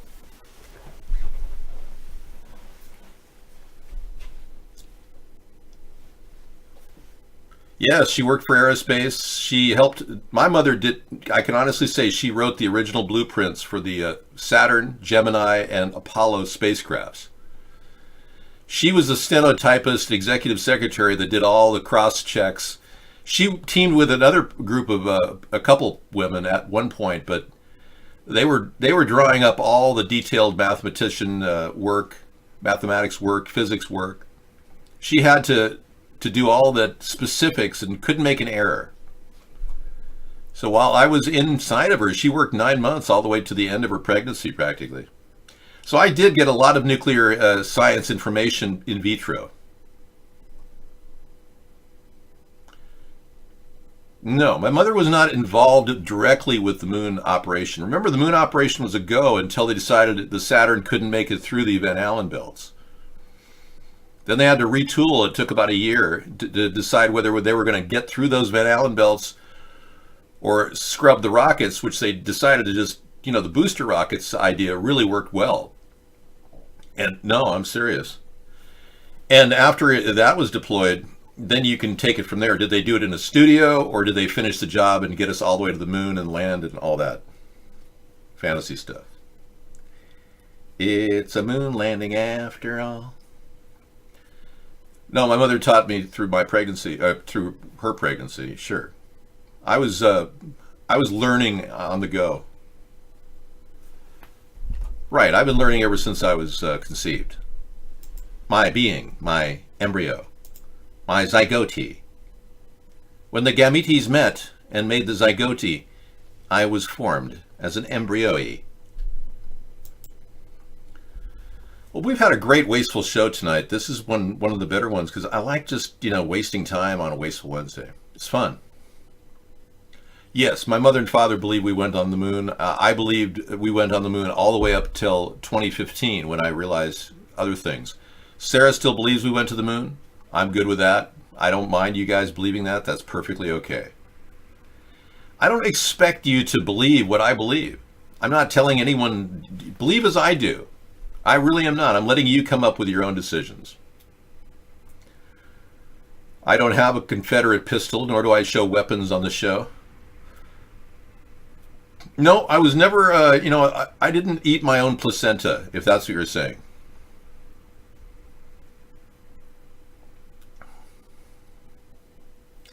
I will try a little fruit enzyme spray. We got one person to buy the fruit enzyme spray and dilute it down 1 part to 10 of purified water. See, I feel like I'm almost in the womb when this happens. It's very good for regression treatment. Yeah, it's not placenticide, no. It's fruit enzyme made by Dermaceuticals, Michel Dermaceuticals. I don't want to have any statues defaced. I will pass a presidential decree to not let people deface any statue, whether it's Confederate or Yankee. Oh, this is another story from the concourse. I saw this last night, and yeah, I've got it right over here, I believe. Yep. I'm going to play that right now after Sarah leaves, because I didn't want to have Sarah talk about that on the show. Okay. Well, thank you, Sarah, for all this. Your dinner is waiting for you. A rice pilaf, organic brown rice with Brussels sprouts in a sauté of mushrooms, garlic, and onion. Thank you.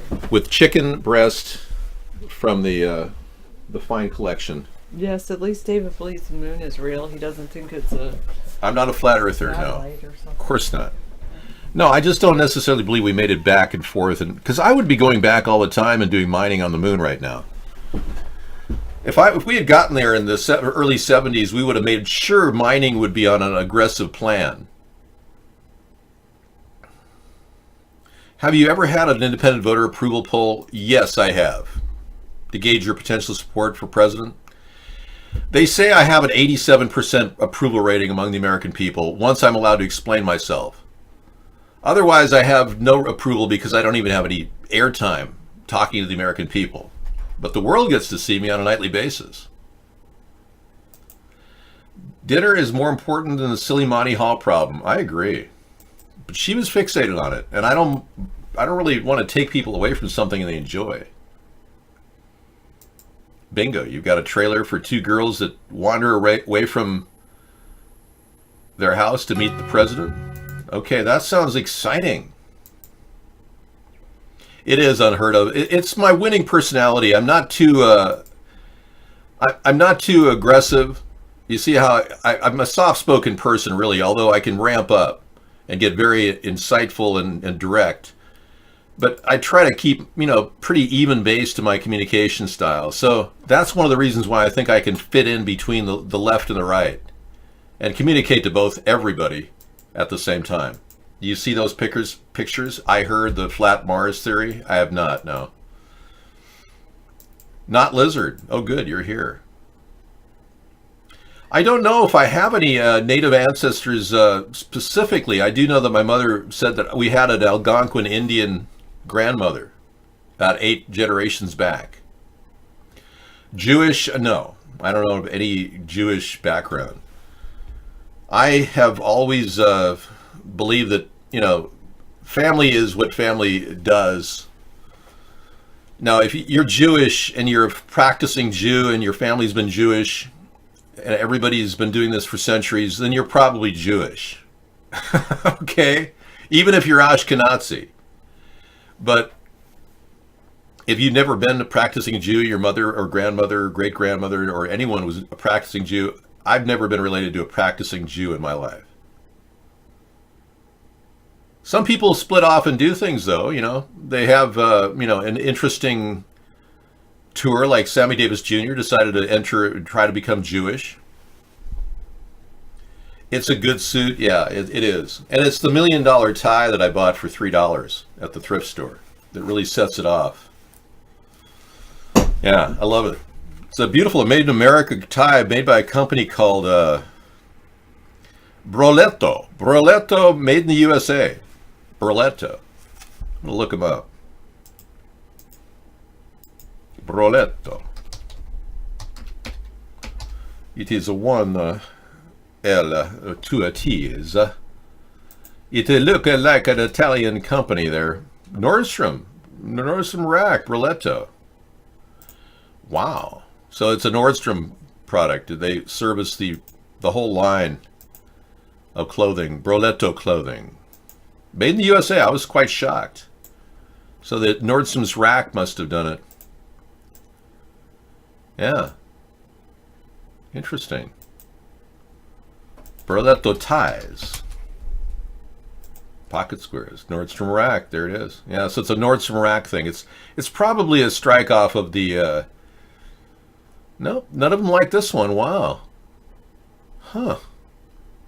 It must have come out when the Trump ties hit the market. Here's a Devon Solid tie 3-piece.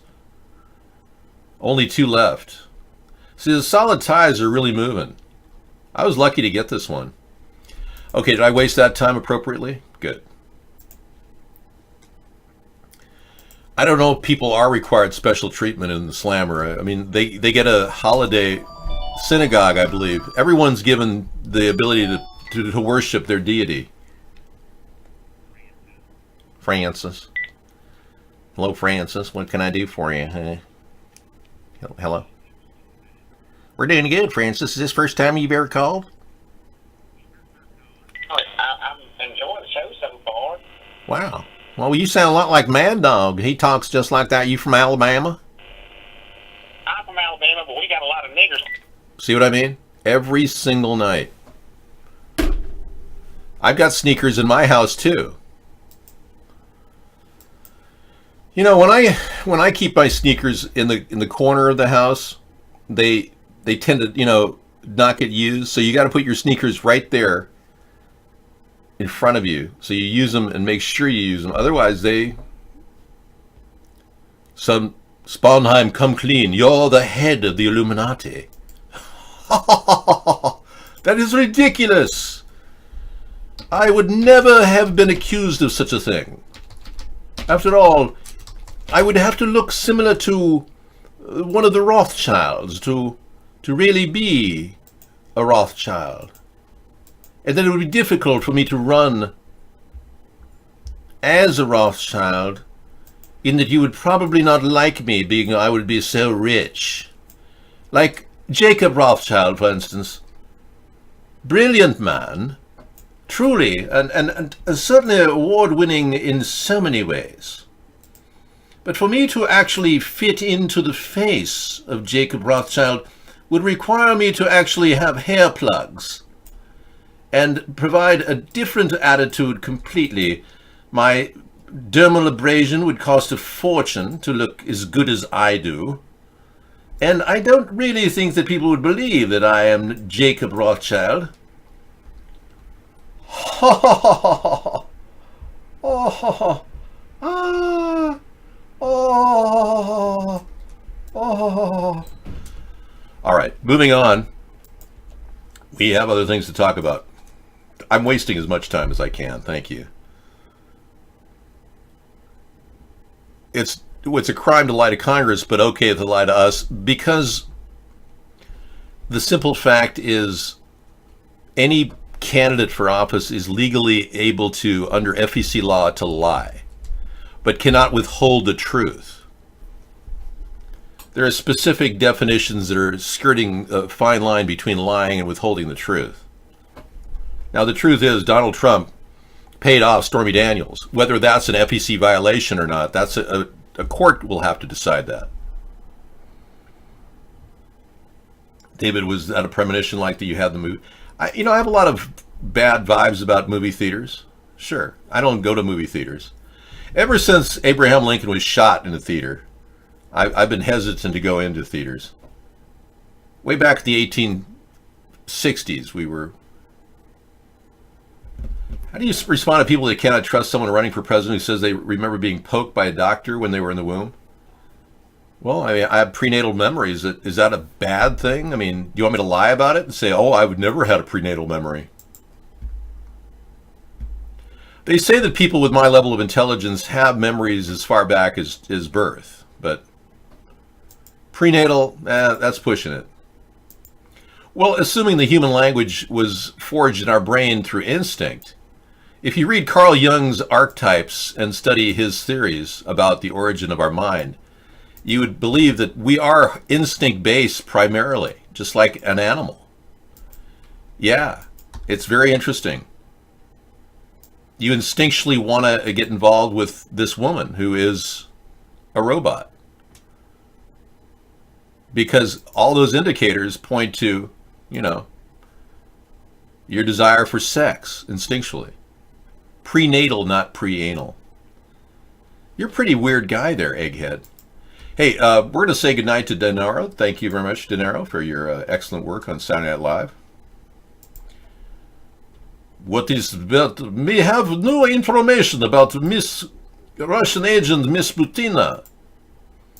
That is coming to realization that Mrs. accused Russian agent is now going to cooperate with the United States. Maria Butina, age 30, is the woman accused of cozying up to the National Rifle Association leaders and U.S. politicians they supported in an attempt to establish a back channel for cooperation between the Kremlin and Republicans in D.C. She came to the United States on a student visa in 2016 under the auspices of studying U.S.-Russian relations and was arrested in July on charges of acting as a covert agent of a foreign government. Her case is separate from the investigation by Special Counsel Robert Mueller into the Russian interference in the 2016 election. But her cooperation with investigators could lead to a deeper understanding of the Kremlin's efforts to influence U.S. policies. You think? Yeah, they colluded with Donald. No, there's no Russian collusion. No, it's all fake news. Well, I don't know. She was hated by Putin. Maria Butina was I guess they call them certain words. Not infidel. Dissident. She was a dissident. And being she was a dissident, she and her mother spent time in a gulag in Siberia.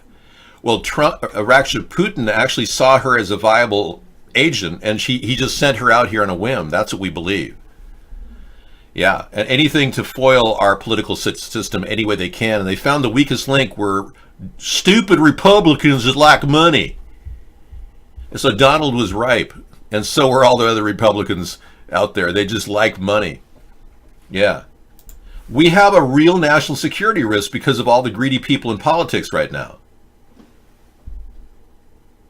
Oh, really? Nikki Hilton and James Rothschild are expecting their first child. Oh, really? I didn't see this on Vogue. Oh, yes, there is. Ah, and there she is. They're getting ready to have a first baby. Well, I certainly hope they meet everyone at the family gathering and socialize with all the other Rothschilds. Why are we talking about that? I'm not a Rothschild, but thank you. We're in Wednesday now. I know this was Cyber Monday to you, but they broke her. They kept her solitary. Maria Butina has been working as an agent for Russia ever since she got here. Yeah, I mean, and they just tried to exploit the really greediest Republicans they could find, especially the NRA members that wanted 30,000. There's solid, or I should say that there's a definite preponderance of evidence leading to the possibility that and the NRA got $27 million from Russia. And in turn, or $30 million from Russia, in turn gave it to Donald Trump in the campaign. There's a strong enough possibility that that's the case because the NRA did not have that type of donation level coming in prior. They had no history of donations at that level. So her connection to the NRA is very interesting and could very well lead to complicity with Donald Trump and his election. Well, it's not Conspiracy Wednesday. I'm talking about Wasteful Wednesday. We are wasting $500 billion every 6 months with Donald Trump at the helm. Our country is shackled. Our country is, everyone's eking every last dollar, bit of value out of every dollar we've got. Yet we have $165 billion in food waste that Donald is not addressing. An environmental crisis which is clearly in the works with climate change, but yet he's not even talking about chemtrails or the dangers of weather modification. In fact, he seems like a guy who's completely bought off as part of the scheme to continue this constant attack on our beautiful environment. So if we want a better country, we're going to have a better president. That's the bottom line. I don't believe that James Rothschild's net worth is accurate. And I don't believe that any Rothschild has a net worth that's accurate. David Rothschild, he's the outcast in the family. He has $17 billion on record. But nobody in the Rothschild family has above board books, if you ask me. I mean, everyone's got hidden assets and wealth from the great-grandfather. Yes. David, you should do what no one else will, and day one of your term in 20, you should abolish the presidency? Susan, we would never do that. I wouldn't be running for such an important office if it didn't require a person with my honesty and integrity. I would never abolish the most important position that will lead us toward a better day, a brighter future, a benevolent leader. I mean, clearly the world is watching and saying, yeah, Dave, we'd rather have you than Trump. No, I'm not going to hurt anyone in the Rothschild family or anyone who has got lots of money, unless we can connect them to genocide. Now, if we can prove genocide in some cases, we might consider it. If we open up an investigation of the 9/11 attack and find out it was an inside job, and it leads somewhere very, very dark and mysterious in a small dungeon in the Netherlands, we will certainly talk about it. Whether we can extradite people and try them for a war crime, that's a whole different subject. I mean, how many people have wanted to try Henry Kissinger for a war crime and ended up with nothing?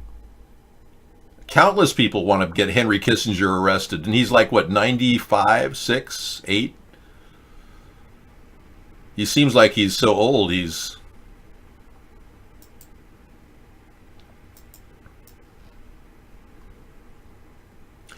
Oh yeah, somebody was saying, hey, are there really chemtrails? Yeah, we lost $165 billion a year in food waste. Not something to sneeze about. We, by the way, have a plan with the National Composting Plan to actually get that food waste back on track, building it into the soil. And the National Food Composting Plan actually will do just that. So just to tell you, we have a solution for the waste, food waste that's coming. We will, certainly. I will do a detailed investigation of Jeffrey Epstein and why he's not been prosecuted and why our Secretary of Labor has virtually given him a free ride. I agree with the senators that are, even Patty Murray I agree with on this one. We need to get to the bottom of Jeffrey Epstein and the whole story behind him.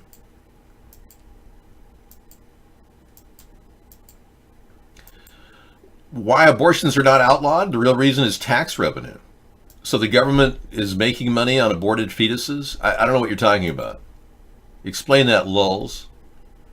Hillary receives surprise envelope at Bush's. Yes, we saw a lot of that activity.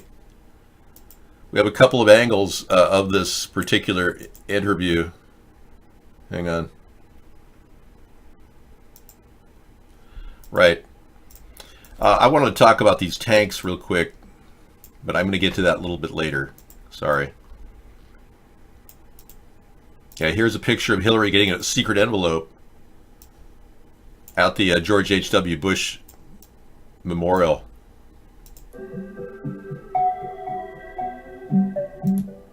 After Hillary Clinton opened her program brochure at George H.W. Bush's funeral, an envelope fell into her lap.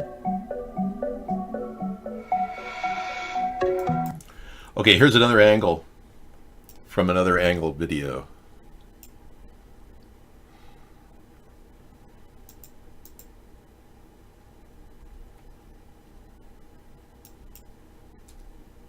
There's the envelope.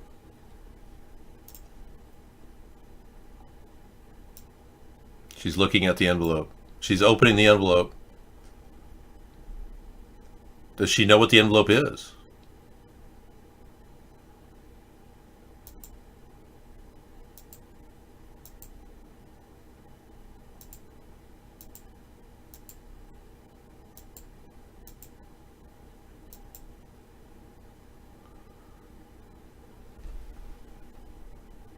Okay, she's a pretty good poker face. I don't see any tell on her face, do you? Now, she looked like she just opened an envelope. It was no big deal, but there were reactions from the Bushes. Laura Bush reacted very weird. We had a photographic study the other day.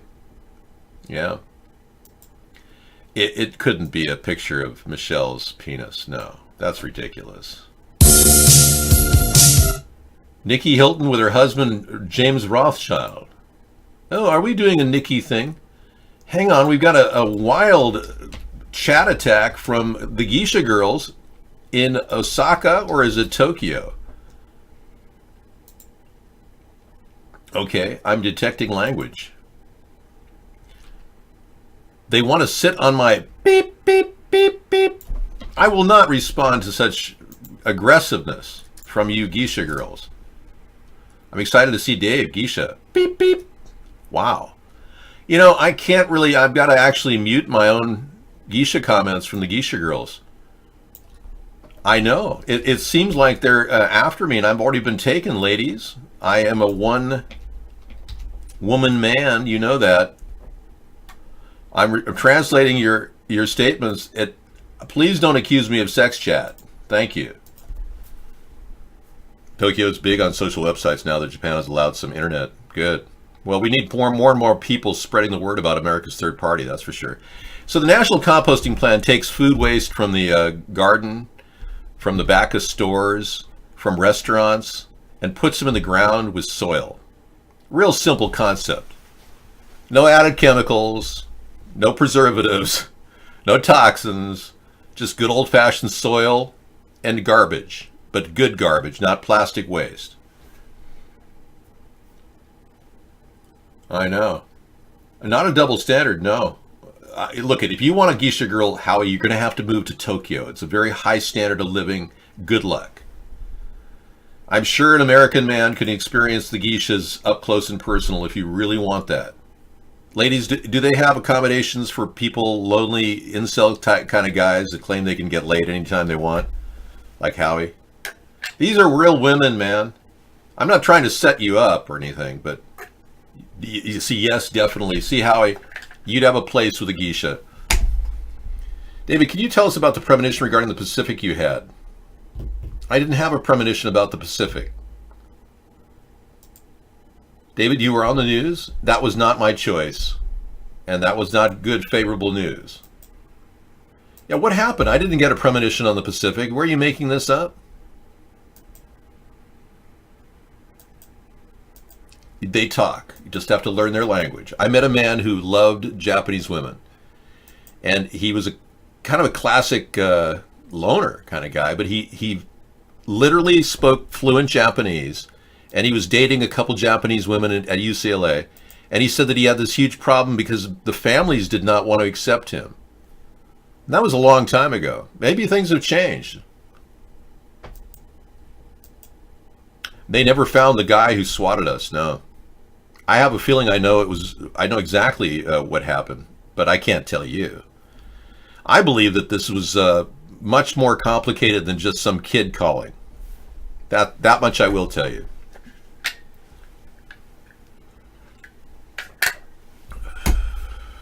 I don't think they do, Robuscules. Flat out, women don't openly ask for men with large penises when they date. It's considered very unnatural to talk about that stuff. Yeah, and I think the whole idea of a dating app wouldn't really work very well, I don't think. Especially since many people lie about their, man tool. So you see a lot of disappointed women dating guys and wondering, wow, I need to report this guy who claimed he had a large wazoo. So it's really not something that would work out. I think it has to be a non-issue in a relationship until it becomes an issue. Okay, some of these people are really out to lunch. We're in Wasteful Wednesday here. People are not able to actually communicate and meet with each other. People are afraid to talk to each other. I almost feel like I'm looking outside. I'm outside of the fishbowl. I'm looking into the fishbowl, and I see all of you people in the fishbowl. I myself have been, stricken with fear of rejection. I know how it feels. But relationship talk with Dave is better than a shot of whiskey on a cold morning. Yeah. It's a wake-up call.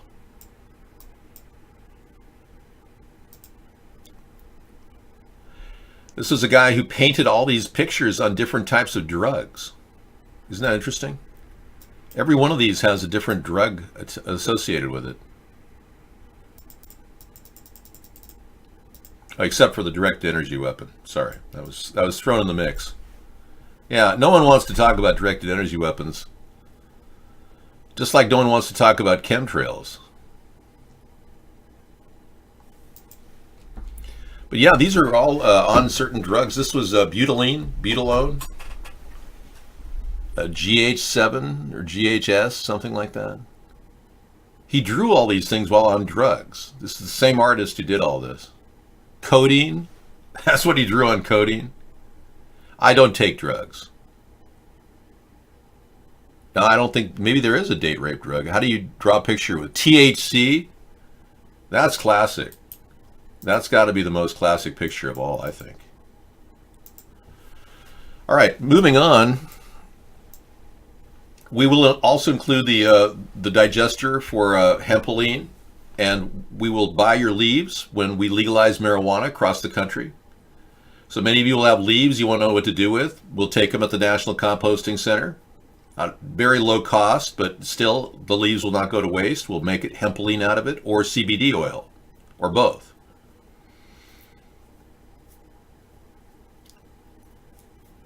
Well, I'm sure you'll meet somebody who is like-minded with you, Howie. Just be very upfront about your feelings and tell them you're a germaphobe, whatever phobe you are. Yeah, just tell them up front, otherwise you're going to have a problem.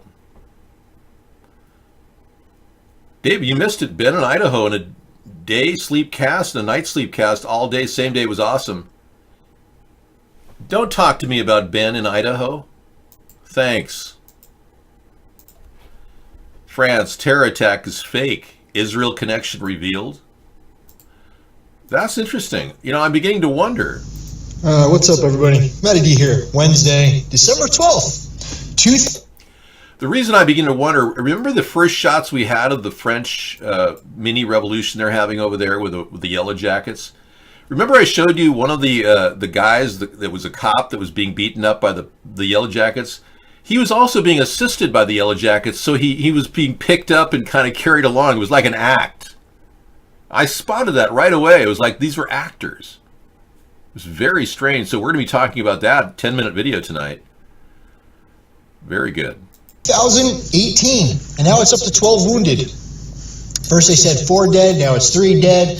Then it was 9 wounded, now it's 12 wounded. While at the same time, underneath that caption, they're saying, how can they get these numbers wrong? Because it's bullshit. Okay, I guess we'll find this out. The truth or fiction? Okay. Well, I don't talk about... After I was disgraced on the Bonmas show, I can't discuss it. Yeah. Why do we got to keep... No, we can't bring that up into the show. I'm so sorry. We're not going to be able to take any links from the Mark show. He was disgraceful, playing the videos that were defamatory toward me. Oh yeah, it was absolutely... I can't give that guy any free time on our show. No way. Okay, Michael Cohen is going in for 3 years, but if I become president in 2021, he'll be getting out anyway, so I guess it won't help to pardon him. Okay, good luck there, buddy. Hope you get a good sell. 3 years of tax evasion. Yeah, he's got serious issues to deal with.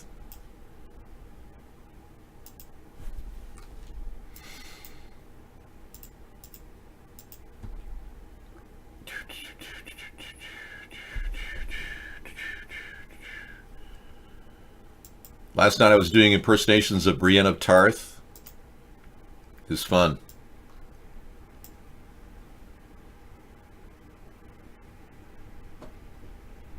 People thought I really looked like her.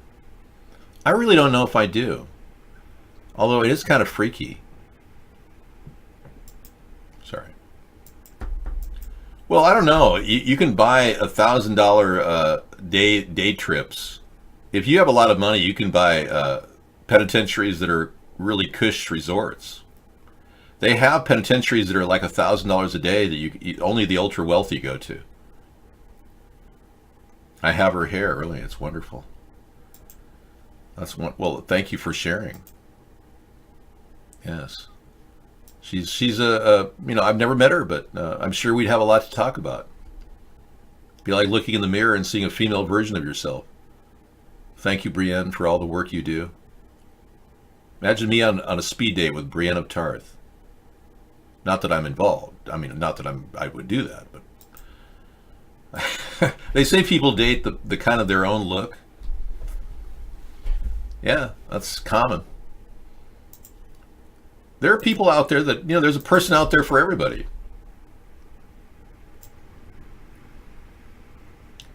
Well, like pictures, people, people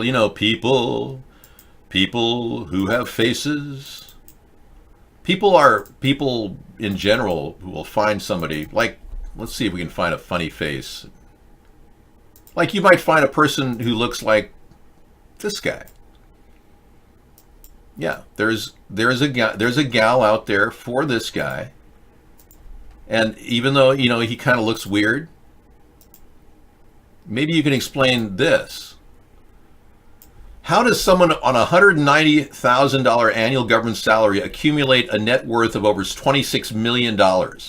Thank you, Nancy. Could you please pipe in on this? Thank you. And this just in. Wow. Khashoggi, jailed journalist names Time Person of the Year. Wow, this story is big too. Jamal Khashoggi is going to be the Person of the Year. And, right, the Time magazine named a group of journalists, including slain columnist Jamal Khashoggi and Reuters reporters imprisoned in Myanmar, as its Person of the Year. Well, I wish we could confirm that Jamal Khashoggi died, but the CIA has not found DNA confirmation of the body in the suitcase. Okay? But yeah, isn't that interesting how she has somehow managed to acquire $26 million on a salary of $190,000 a year? Very suspicious. And that's why as Speaker, she should definitely be a problem to reckon with. But they can definitely date, these two. They look alike. Well, it should have been required. The Interpol could have required Interpol DNA testing on Jamal Khashoggi. But this was not requested at the highest level.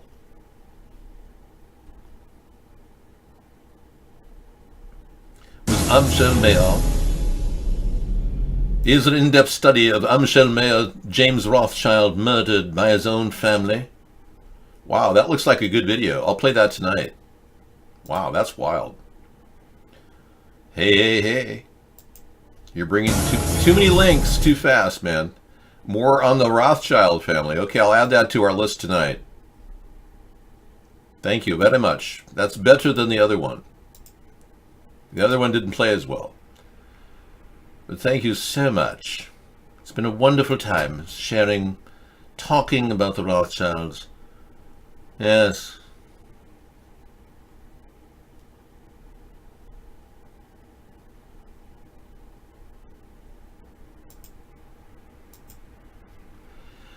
Admittedly, I do share many of the same features that Jacob Rothschild have. It doesn't shock me that people would think that I'm Jacob Rothschild, but as you can see, it is a bit of a stretch to say that how could a man like him appear so much younger? And the next question is, why would he do that? What would be the probability or the purpose of behaving like this man? And they're doing a nightly talk show as well. I would have to have collagen injections and possibly Botox to look like David Sponheim, but the possibilities are very, very likely that we do share the same exact bone structure. And oh, sorry. I was off having a kind of an odd, weird thought. Yes, Mark Meadows will not be the White House Chief of Staff. Like I said earlier, Trump said he doesn't want the North Carolina Republican. He wants him to remain in Congress. So now Trump is turning down Chief of Staffs, which is great. Mark Meadows, North Carolina Congressman. He still doesn't have a Chief of Staff. So he's Chief of Staffless. Please play this. Maybe if you had a really nice girlfriend, you'd have other priorities. Maybe. It's a MGTOW video provided to us by one of the MGTOW representatives here, Howie. MGTOW is another word for misogynist. Okay, thank you, Howie. God, I've asked this guy to stop attacking women in the show. It's like, God. I mean, how many times do I have to tell you, dude? Oh, wow. Motherboard computer circuit green and white dinner plate. For the guy with everything. The ultimate Christmas gift for that techno geek in your family who just can't get enough circuitry. The amazing digital computer motherboard circuit green and white dinner plate. $26.35. For only $26.35, this amazing plate will sit in your you'll be looking at that going, why can't this plate be composted? Whew. Anyway, we are creating a digital world that I want to get back to the earth and get back to the garden, as Crosby, Stills, and Nash. Back to the Garden song. Very beautiful. Back to the Garden is also a Crowder song now. Wow. I like the Woodstock version. Love it.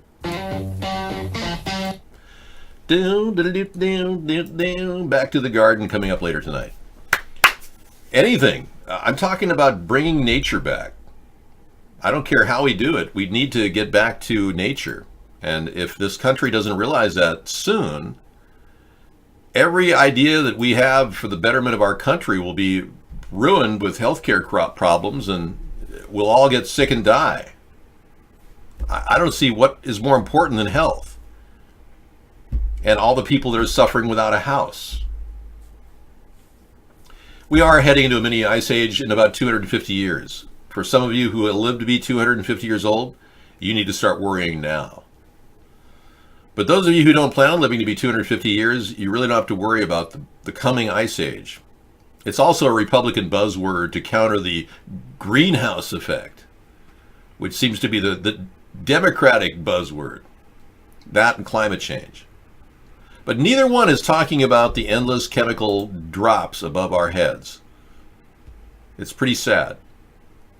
Weather warfare, we talked about it earlier. It's what's for dinner.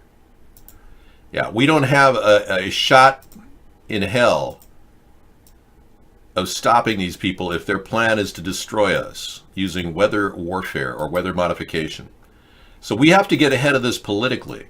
And if we don't, we'll be stuck with whatever we get, which may be, fried in the middle of our house. Wondering why are those 5G network new installations certainly are radiating a lot of energy, honey. And pretty soon we'll all be melting, like those poor people down at Campfire that burned as they're driving out of the area. Oh, we better get out. We're following our evacuation plan, and then boom, cinders. Yeah, that's what we're talking about. I'm speaking about possible genocide. Directed energy weapons could have been used against our people the past couple months. Yeah. Do you mind if I share? National Enquirer owner admits to paying off Playboy model to protect Trump. Yes. He's come clean, but the question is, how far will he go? Now, he's already seen Mueller and Cohen get additional charges for lying after the plea agreement is signed. So this may shake, rattle, and roll the National Enquirer publisher, who, by the way, loves Trump. He may be a little more hesitant to lie after doing the plea agreement. So hopefully we'll get some dirt on what exactly happened, because Trump put the Karen McDougal thing to rest with payoff money, and he put the Stormy Daniels thing off with payoff money. The best way we could defend Trump is to phrase his entire administration and his entire time as president as an attempt to become president for president's sake. If we look at him as a really greedy guy and just wanted to put a feather in his cap, that's probably the best way to get him out of the office with a resignation, because he doesn't mind being a really greedy guy. He admits that. But if we label him a traitor or treasonous Russian collaborator, we better dang well have proof of that, and it better be spelled out in Mueller's case. Otherwise, there's no point in even going down the road of impeaching him unless the Democrats get all their ducks in line. So seriously, you can either phrase it in a way that he'll resign, or you can set it up so that he will have no other choice but to be impeached. There's really no in between. And his hope of re-election will defend him against further prosecution on these federal election violations, which Michael Cohen says happened under his watch. Yeah, Mueller may come out to be a nothing. Yeah, he may be much about nothing, because I think Mueller is incompetent or possibly bought off. Because nobody in his position would have sat there for a year and a half with all his money and finances and capabilities and not send Donald Trump a subpoena for his tax returns. That alone is your red flag that Mueller is a complete shill in this matter. That he's just a throwaway. This will be one of these wasted reports. And ironically, Mueller was the one overseeing the FBI during the time of the 9/11 Commission report. You want to talk about a whitewashed cover-up? That guy signed off on the biggest whitewash cover-up on earth, the 9/11 Commission report, which didn't even take into account explosions leading to the trade towers going down. So all of this points to Mueller being a shill. No, all we can hope for is that Mueller does do his job. I'm hoping he can save us.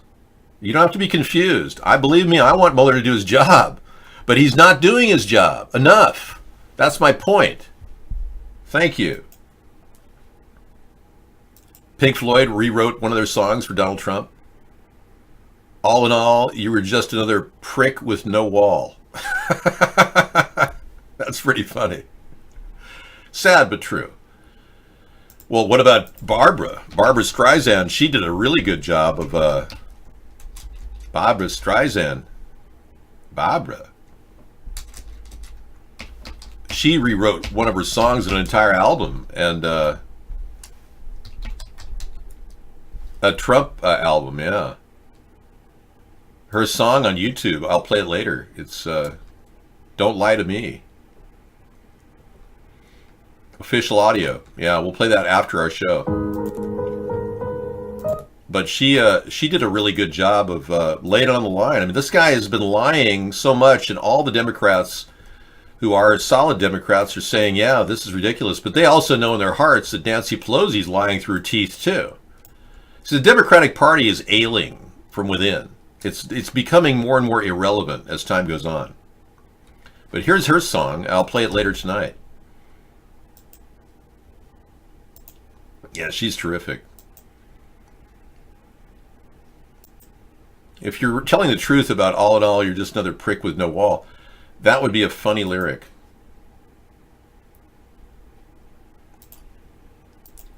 Her false teeth. Well, who doesn't have false teeth when they get older? I mean, hello, I'm wearing press-on veneers. Hello. I can show you how I look without the veneers on. I have a very nice smile. But with the veneers, they look great, you know. Hey, Dogbone, what's up? I don't think Chuck Schumer really is in this for the big game. He's in this for the short-term grandstand. He's just a guy who loves to get seen, and he acts like a rock star in New York. Trumpty Dumpty wants a great wall. Trumpty Dumpty has lied to us all. All the elite puppets and all the bad men couldn't get Trumpty elected again. That's very funny. You should submit that to a poetry contest. They'll probably send you an order saying you could have your poem, award-winning poem, laminated on an acrylic plaque for only $129 with 4 easy payments. Howie, remember we talked about this. I'm going to purge this defamatory discussion of women. Jeez, you just never give up. God, don't you realize that women aren't going to like a guy like you, man? Don't you want to be attractive to women? All right. How is Pelosi lying? Well, for one, Pelosi can't take a stand on anything. She flip-flops on everything.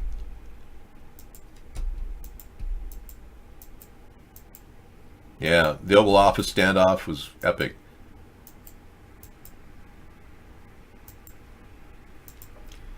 Well, we won't be talking about directed energy weapons in the mainstream media, so I thought I'd get a chance to talk to you about it here, but there's not much to say other than they have the ability to fry us. Okay, thank you. Next subject. Nobody can even imagine how powerful it is to have a weapon like that could fry people in their house. Speed limits are going up in LA so the police can write more tickets. Speed limits are going up. Then they would probably not be writing as many tickets. I'm not sure if that makes sense. LA Times, we'll see if I get to see it. Sometimes I don't even see these things. Cal Worthington and his dog Spot. If you want to go see Cal, go see Cal. Donald! A Christmas parody, It's the Most Wonderful Time in Years, about Trump. Oh, that's so funny. Let's play a little clip of that, just a taste. 6 million views. Donald! Help me, Donald! Get us back! Get us back! I don't care what happens to Hillary! Help me, Donald! Yeah, Jimmy Stewart. I'll play that tonight. I had it in my library. Whoa, there's the chat. Unvarnished chat. Whew. That was intense.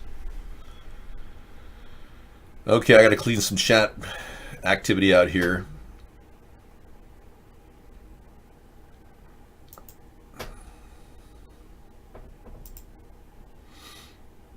Yeah, I got a Clinton section too. I'll put the Hillary clip in. We're done with the Monty Hall problem. Pelosi reaches deal with dissident Democrats on term limits for Speaker. Well, this is interesting. Pelosi and dissidents reached a deal to limit her speakership to 4 years. 4 years, we'll be annihilated and drifting into open space in the middle of nowhere with no leader in 4 years. How can she do this? Everyone knows that Nancy Pelosi is positioning herself for the presidency. For real. I'm not kidding.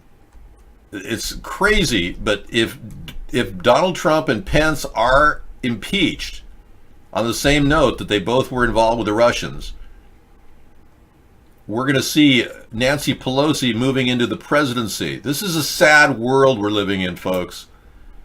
I can't even imagine even uttering these words.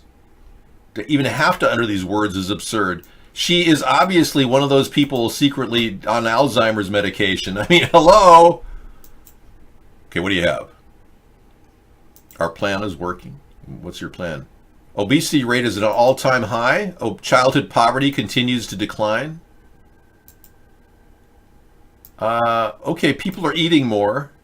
Kids are getting sicker at a younger age. I don't think that's a good plan you've got there. Yeah, I think that sucks, in fact.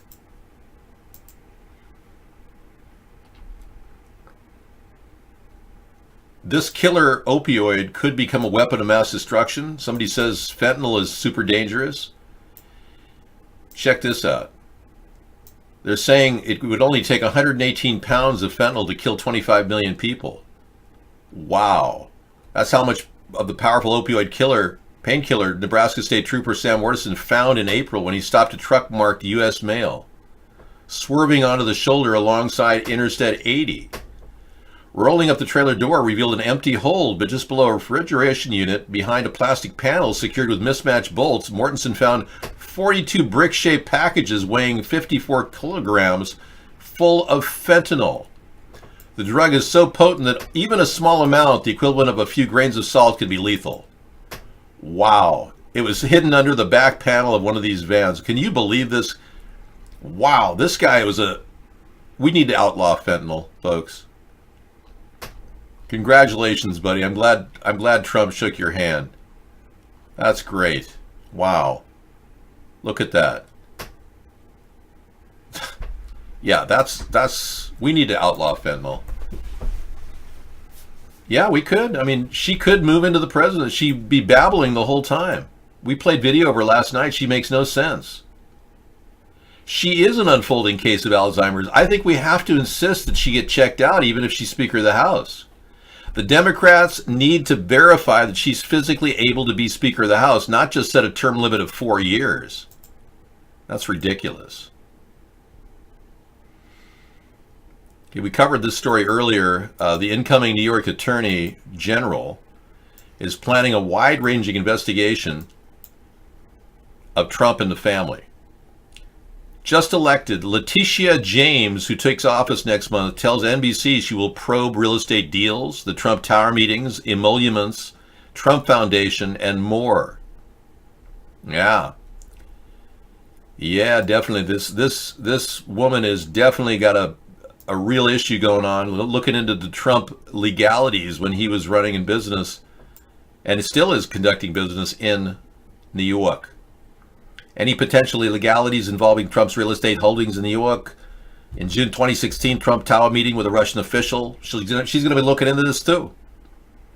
I hope she doesn't forget the 2013 FBI tap on the Trump Tower involving money laundering, you know? She's going to examine government subsidies Trump received, which are also subject of the Times investigative work, and whether he is in violation of the emoluments clause in the U.S. Constitution through his New York businesses. And she's going to continue to probe the Trump Foundation.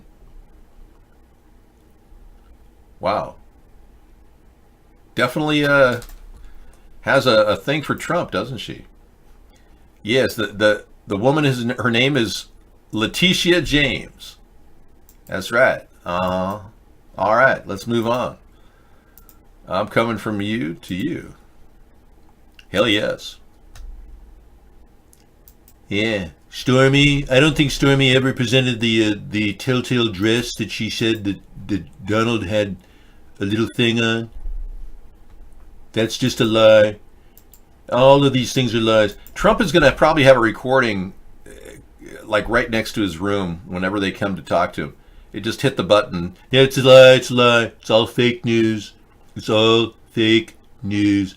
No Russian collusion. And then they just play it over and over again. Is this why even talk to the guy? He seems to have made up his mind.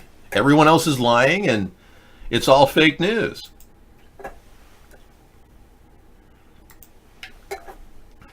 Maybe if you had a really nice girlfriend. I don't think we need to dwell on your MGTOW existence, man. I mean, why are you so fixated on your MGTOW existence? If you want to be MGTOW, thank you so much, Stormy. I appreciate that. You look just as good. I didn't mean to say this publicly, but you look just as good as you did the day that you were beep, beep, beep. And we had a wonderful time. Beep, beep. Yes, I think it's important to note that MGTOWs need to move into tiny houses. That's a perfect mix. The men going their own way, buy the tiny house, and then find you have room for a woman or whatever else you want to live with. Yeah. A dog even. Or a cat. Okay, speed limits in LA are going up. Really? I'm not sure how this works. If the speed limits are going up, I'm just trying to figure this out. Los Angeles officials on Tuesday raised speed limits on more than 100 miles of streets, saying the increases are the best way to quickly resolve a years-long problem that has prevented police officers from ticketing speeding drivers across the city. Despite concerns from neighborhood groups, the city council voted unanimously to raise the speed limits on well-known thoroughfares, including Mulholland Drive, San Vicente, Reseda Boulevard. Most of the increases were of 5 miles per hour.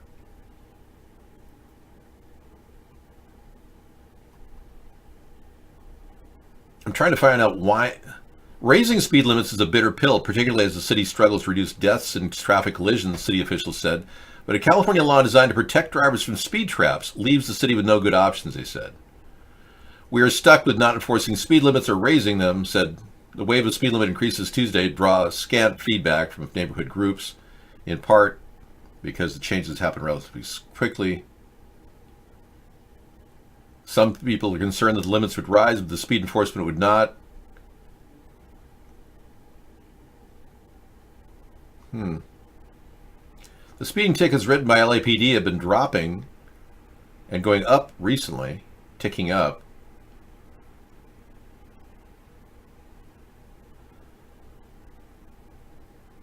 Okay, I'm really quite shocked that they would think that raising speed limits would actually increase the ticketing. I really don't understand that. I think they got it wrong. Howie, I don't show pictures of trashy women. Every woman in my show has always been beautiful. Gosh, you just have lost it, man. Poor guy. He's stuck on calling every woman that he sees trashy. Yeah. I think you're just having some issues with people in general. You know, I'm convinced that Brienne of Tarth she's not trashy. She has a very deep voice, doesn't she? Yes. I know.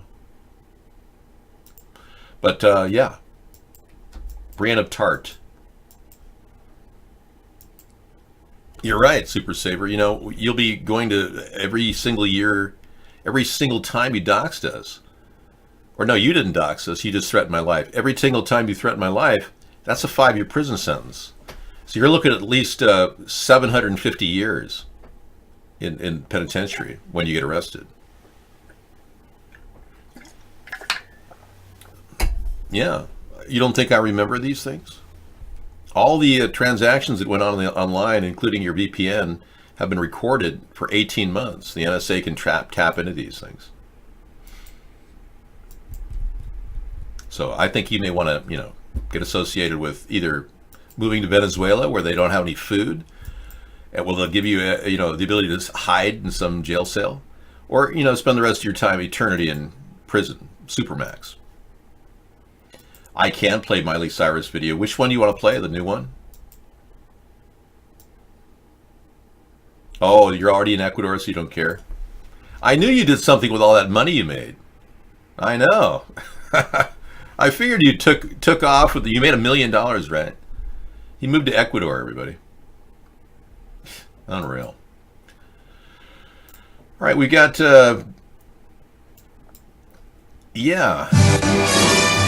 Barbara Streisand and Louis Armstrong and Hello Dolly. You know, don't send me any still frame videos. I only play things with motion. Thanks. Enduring a power outage in the summertime. Okay, here's Super Saver Dave claiming he's made $3.8 million. He threatening our life. 10 steps to survive a winter power outage. This looks pretty good. I would never take illegally acquired money, ever, under any circumstances. You don't even know who you're talking to, do you?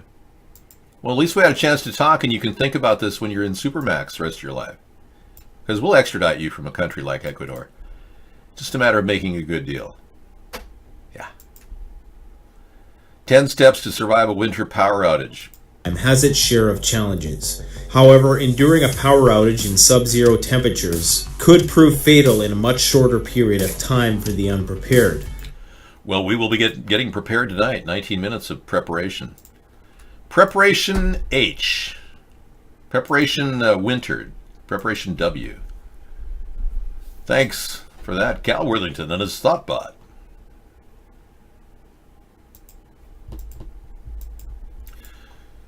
Oh, I don't think she has not been fading. Barbara is amazing, and she's one of the most fabulous singers of all times. No question about it.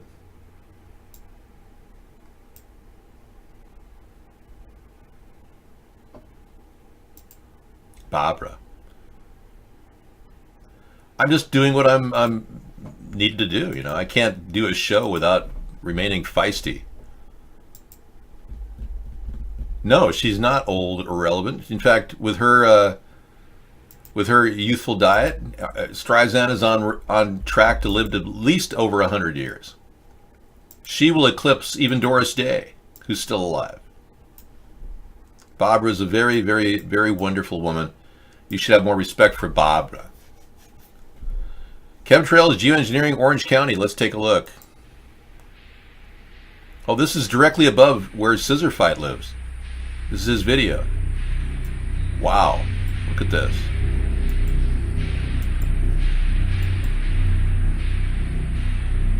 Wow.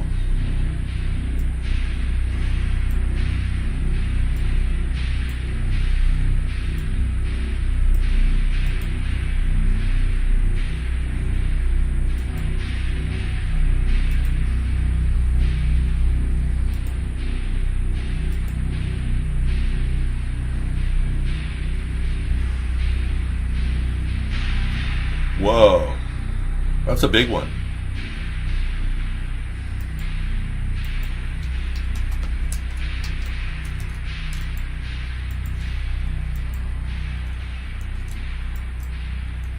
Wow. Unreal.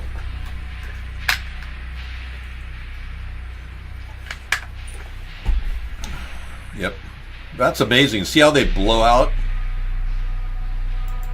They blow out right in the middle of... They have more aerosols in them now.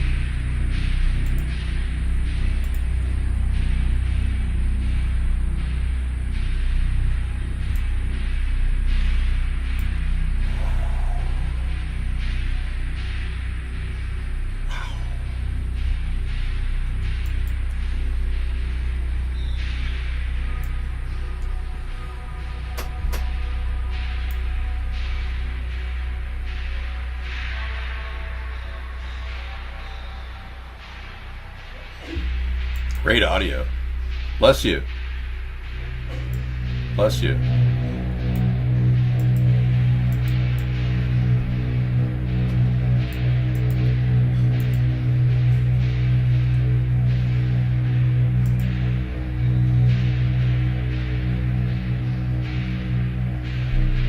Wow.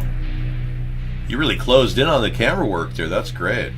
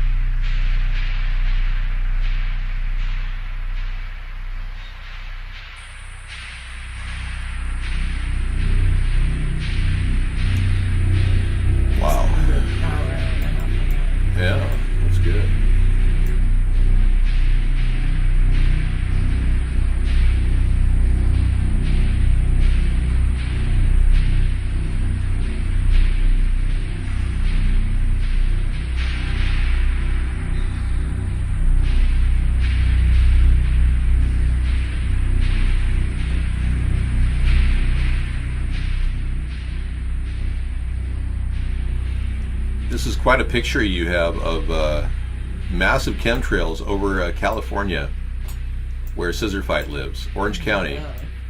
And he's got really good photographs with his new Nikon camera. I believe AI will be piloting all aircraft by 2100. AI already is piloting most of the aircraft. Many of them are not even operating with a pilot. You can't watch TV, it's boring. Yeah, I know what you mean. Hey, thank you so much. We have 7 seconds left of this amazing video footage. Let's watch it. Yeah, David's gonna go have his dinner. Yeah. It's dinner time for me. Thank you, Scissorfight. That was amazing. Wow. That's phenomenal. Footage over your home. And if you can't recognize that this is very bizarre chemical drops above our homes, then you probably are still clinging to the belief that this is condensation. But it's not acting like condensation. Condensation dissipates quickly. This lingers and even has accelerants or aerosols in it to make it spread out and make it look more like a contrail, but it's not. Okay, let me get back to the room here. Go ahead. I'll do that. This is a virtually useless mouse. I need to buy a new mouse for Christmas. December taxes and tax burdens. Protesters are tipping the point. And yes, France is still facing major revolts. Some people think there's more to it. Somebody's financing these revolts. That's one of the theories out there, that the Yellow Jackets protests have been financed by some possible Israeli influences, some people are saying. The French are used to high taxes, but it was a new carbon tax that finally brought French taxpayers to the tipping point. and ignited the worst protest in 50 years. With gasoline prices higher than $6 a gallon and years of wage stagnation for the average Frenchman, many in France could feel themselves becoming poorer, while the income gap with the wealthy became wider. So what began as a single-issue protest over a gas tax has mushroomed into a broad-based anti-government rebellion, with a growing list of demands too long for the government to meet, and more different political groups joining the revolt. The coordinator of the Yellow Vest movement says first the demand was over the gasoline price, but that was only the spark. Now we see demands coming from everywhere. Why? Because people are fed up. This protester says, our purchasing power is shrinking enormously every day. And then taxes, taxes, and taxes. And the state is asking us to tighten our belts, but they're doing the opposite, living well with our money.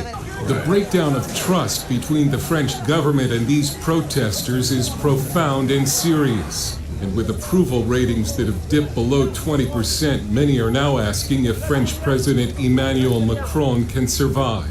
Unfortunately for France, where some joke that it is the one nation where communism succeeded, a more pro-business approach like Macron was pushing might have helped free France from socialism and kickstart its economy. But the reforms never seem to pay off. Now, as the Yellow Vest movement grows, any hopes that it will somehow die out have gone up in flames. Wow. Okay, we got our little dose of news there. It's good to have at least a chance to look at the news and decide that, you know, this is not, thank goodness it's not happening in our country. But yeah, I think that they've got to be very careful about how they proceed, even the protesters, because this could devolve into violence when ultimately looting and everyone loses. Nobody gets their services when that happens. Well, protesting and destroying a society are two different things. I'm going to go eat. I'll be back. Thank you, Sarah, for coming in.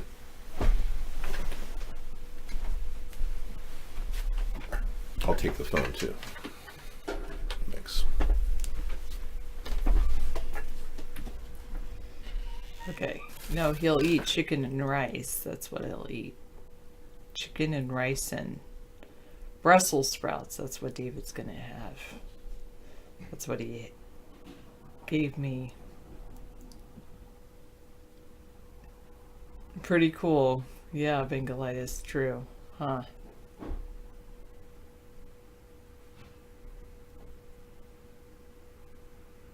In Ontario, it feels like it's freezing. Oh my goodness. I thought my clothing was more like holiday, you know? Red, green. That's what I was going for. Red and white like Santa Claus. Yeah, that's not going to happen, Mad Professor. Only in your mind. Yeah, Brussels sprouts with a little bit of butter is very good. Hello, Dogbone. I'm glad you like my scarf. I like my scarf too. It's really nice and fluffy and red. And somebody made it. My mom just got it from I think my mom got it or my sister got it. I know I got it one Christmas I think they got it at a consignment shop, but I got it as a Christmas gift, which is really nice because I like this red scarf and I've used it every year ever since, always during the holiday season. I think it goes really well with this white jacket. You know, it really offsets it, which is good. All right. I do how we did it. Every time I come into the room, I turn on the heater for an hour. Just for an hour, I have it on a timer. So then when I leave, David can suffer in the cold some more. But ironically, that shouldn't be the time I turn it on because it's not warm when I get in here. I'm warming it up for him. So, whatever. But I do turn it on when I come in here. All right. 730 made David's meaty Getty one dish and rice surprise another dish. Wow, it's one of the best meals he's had in ages. See, it might not look the best, but it tastes pretty good.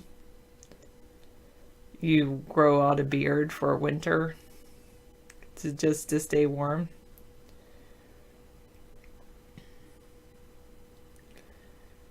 You can't sleep if it's too hot. I like it warm.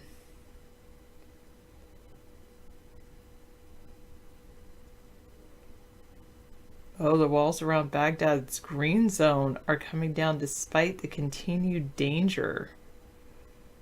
NPR.org. Good.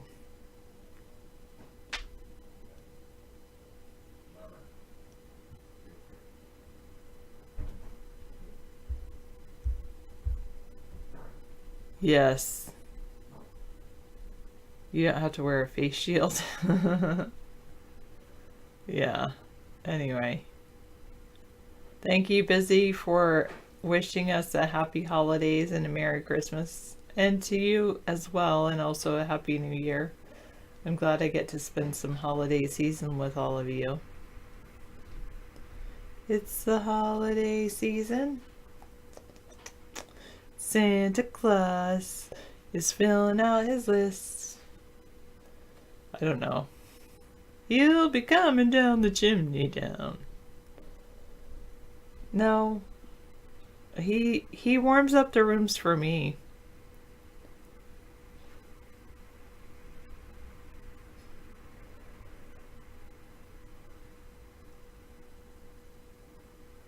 Ha. It was funny, a fellow teacher, a student brought in a gift for a fellow teacher of mine. And the gift was called Teacher's Pet. And what it was this mitten that had like hairy thing. I don't know. It was a whiteboard mark cleaner, but it looked like a monster, like a puppet monster. Anyway, I thought that was cute. Somebody had typed, Sarah, can I be your teacher's pet? So I had to share the teacher's pet gift story. You don't want to be a mitten? I know. Lame. I'm lame like that. Just a little bit. Toxic Explosion Live League.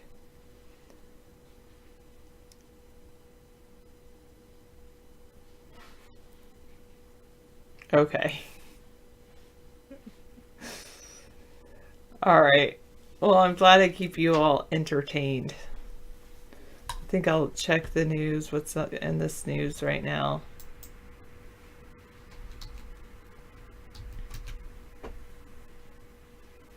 No hickeys. I'm not that lucky. See?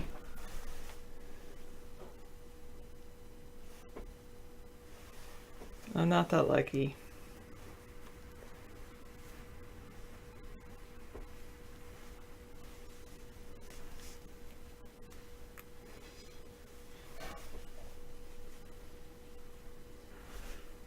Tribune publisher has been accused of saying a Jewish cabal runs LA.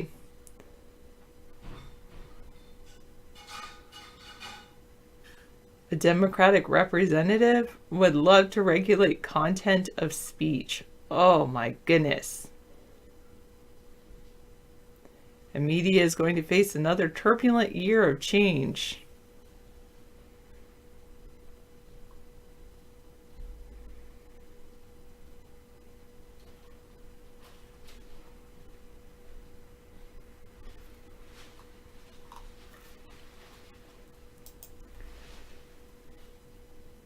Oh, it's past 9 o'clock. It's all changed.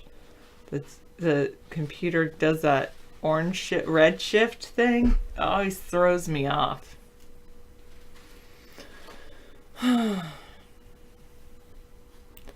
2019 predictions from Variety. Oh, I'll show you what I'm looking at. David always says, "Show them what you're looking at, Sarah. If you're going to read from the screen, they need to see it too." All right, I'm sorry. 2019 predictions. What's in store for film, TV, and music next year? That's pretty cool. Livia Sives for Variety. That's a nice picture. Apple shells out for Sony Pictures.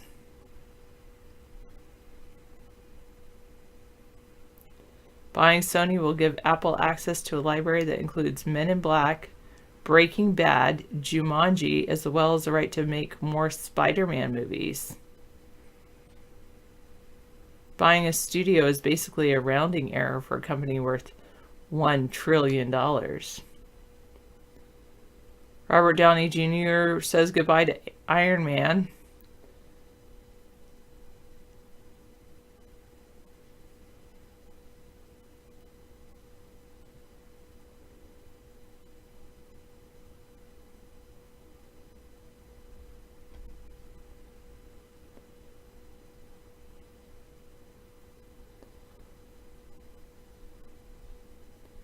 TV exits traditional commercials. NBC, Universal, and Fox have started trying to find more ways to rid primetime of the usual ad breaks.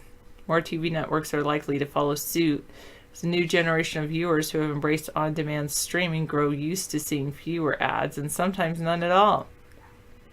Phrase, "and now a word from our sponsor," is about to go out of style. Bengalitis asks, Sarah, did you watch the movie A Quiet Place? They're already making a second movie. No, I did not. The name of it, though, reminds me of, like, the, oh, God, never mind. The Room Upstairs or something. That professor thinks Downey is simply negotiating. And Bengalitis says, don't watch superheroes movies that were created 60 years ago. Time to move on.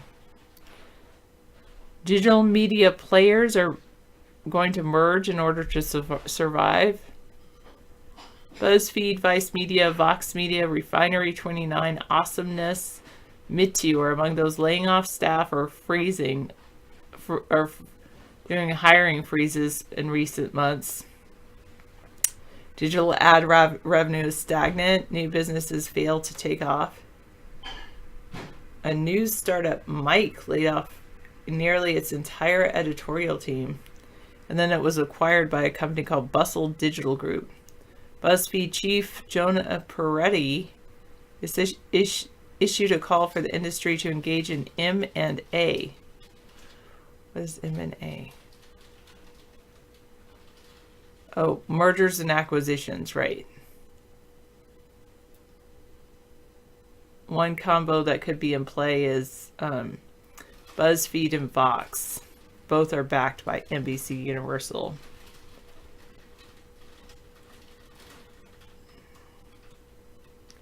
You guys watched 80s Xmas like movies, hence Die Hard, the first ones.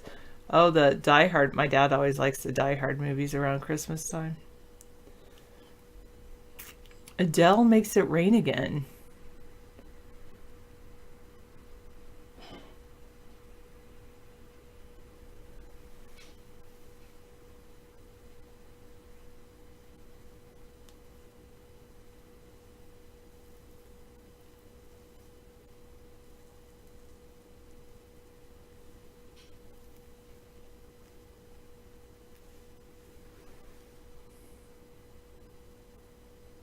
Disney announced plans to buy Fox. Major studios shelved negotiations over a deal that would have let them release movies on demand within a few weeks of their theatrical debuts.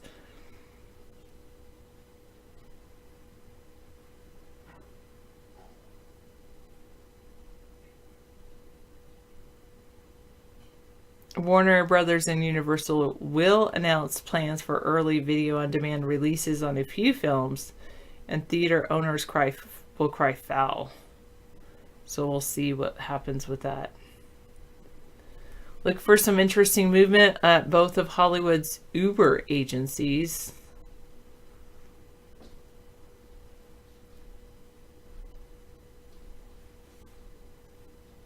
think that has to do with agency things, like hiring agents. Netflix is hiking their prices, suffering modest backlash.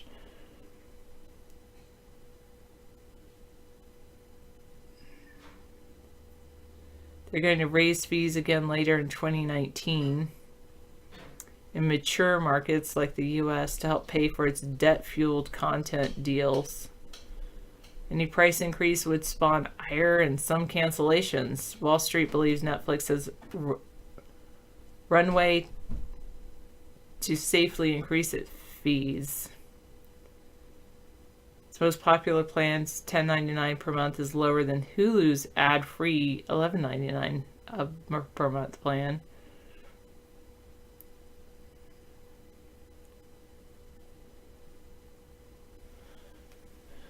Streamers are ready for a fight. The battle for streaming subscribers will intensify exponentially. There'll be Disney and AT&T Media Warner will launch their entries into the direct-to-customer realm. And they're going to vie for people that have Netflix, Amazon, Hulu, ESPN Plus, or Sling, DirecTV Now.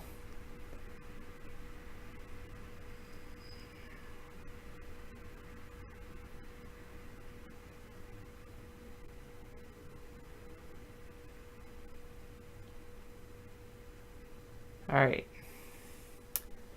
Good. You don't like Hulu? You say Pluto is trash? What's Pluto is one of those? Oh, Netflix, Pluto, Hulu. Yeah. Are there any streaming services you do like, Ghost? Yeah, that's why David and I like to stream videos, Howie. We'd rather do things directly to... Wait, Nope or Nope?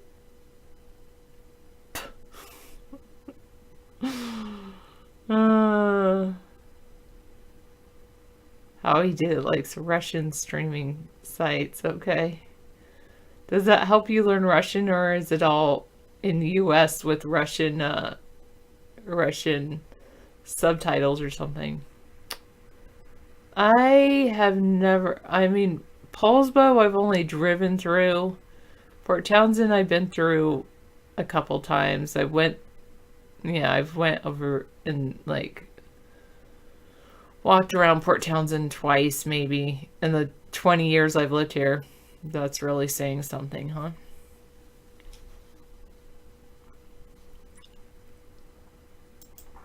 Paulsbo I've never actually stopped. I've always just gone by it on the highway. I just know that they have an RV place down there in Paulsbo. Yeah, I agree with slow modes. Netflix and Hulu are just an internet connection still cheaper than most cable packages in America. Yeah, 693, but I like to be a little warmer. I love it here, but I like to be a little warmer. But overall, I really do love it here.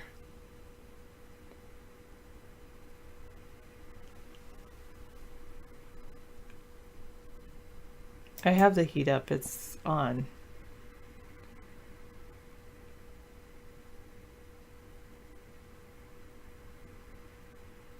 Yeah, that's true, Ghost. You don't need that.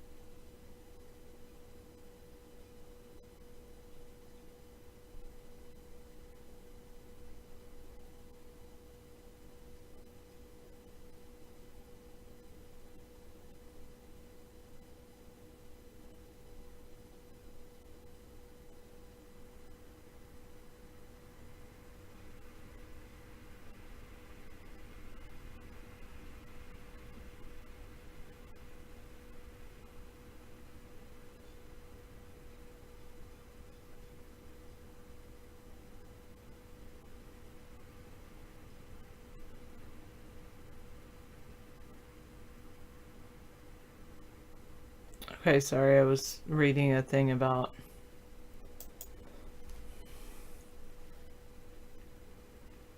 something taken out of context.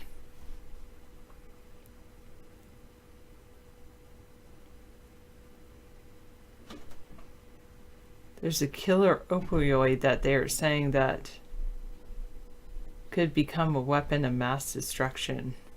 Michael Cohen is going to get 3 years in prison.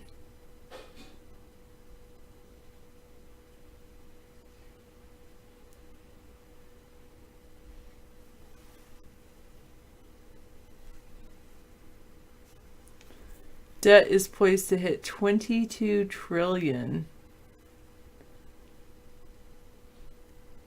Most CFOs think a recession is coming, and homelessness is on the rise in some cities. Meanwhile, obesity is at an all-time high.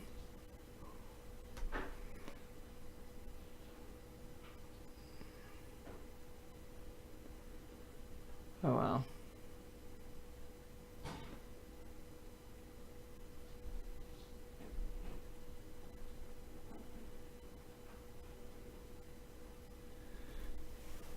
Pelosi's under rising pressure to pursue impeachment against Trump.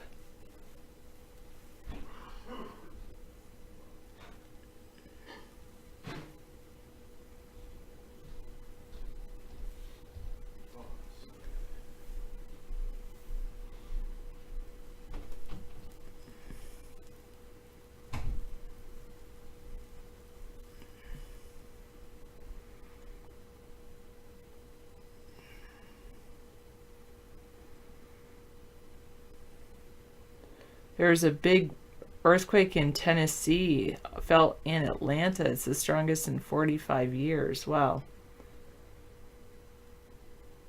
Wow, there's a super colony of 1.5 million penguins that stayed hidden for nearly 3,000 years.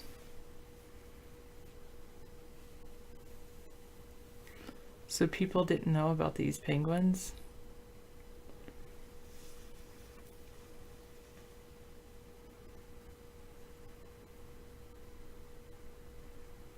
They looked at poop stains in satellite images.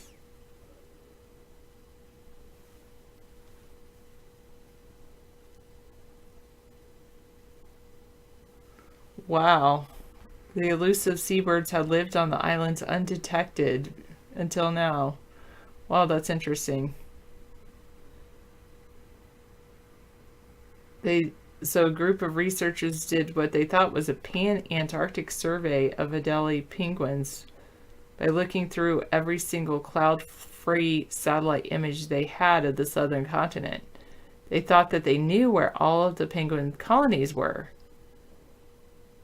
That is until a colleague at NASA developed an algorithm that made the detections automated. That's when bing, bing, bing started flagging all of these pixels from danger islands that human annotators had missed. They went back to look more closely at the image. Sure enough, they saw that the islands were filled with penguin poop.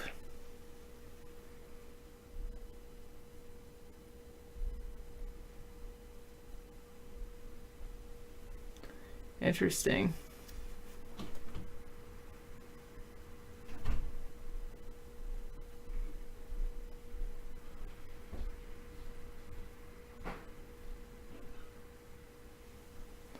Wow, that's pretty interesting. I can just imagine telling my second graders, guess what? They found a whole bunch of penguins because a NASA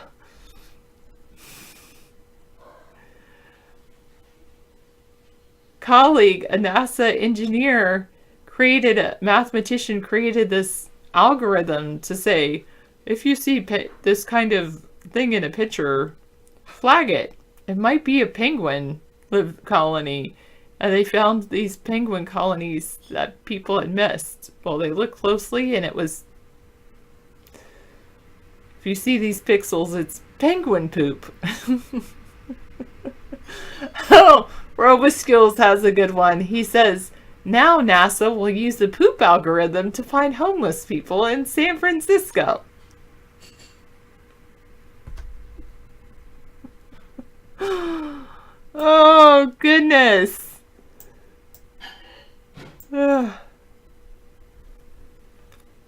Yes. Oh, let me tell you about the Tennessee earthquake. Sorry.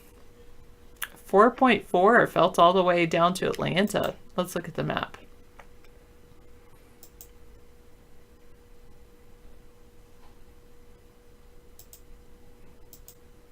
Here's the map. Here was a 4.4 earthquake.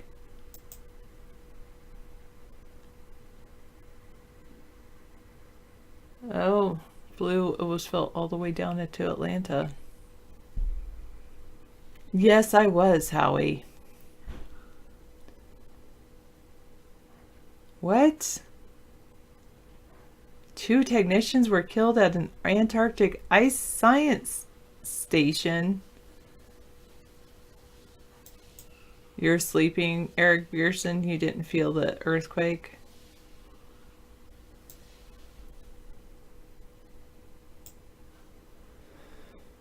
They were found unconscious and dead. They were working on a fire suppression system. They had been working in a building at McMurdo Station, which is on Ross Island. They were found on the floor by a helicopter pilot who landed after spotting what appeared to be smoke from the building.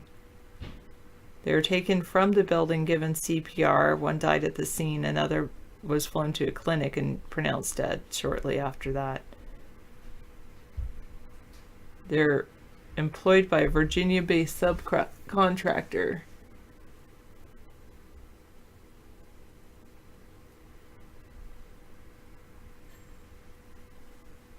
The deaths are under investigation. You think it was a fracking quake? You could be right.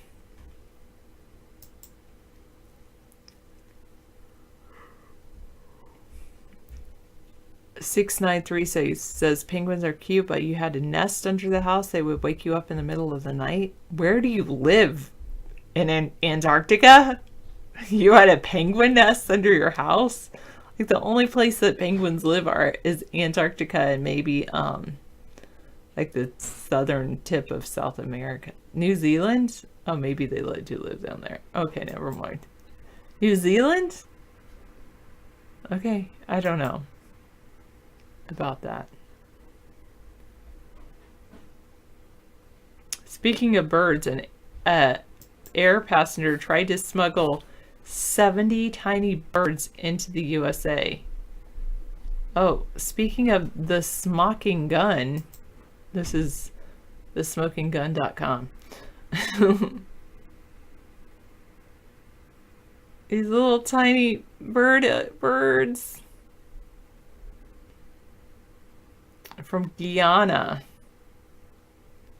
It's 70 live birds hidden in a piece of luggage.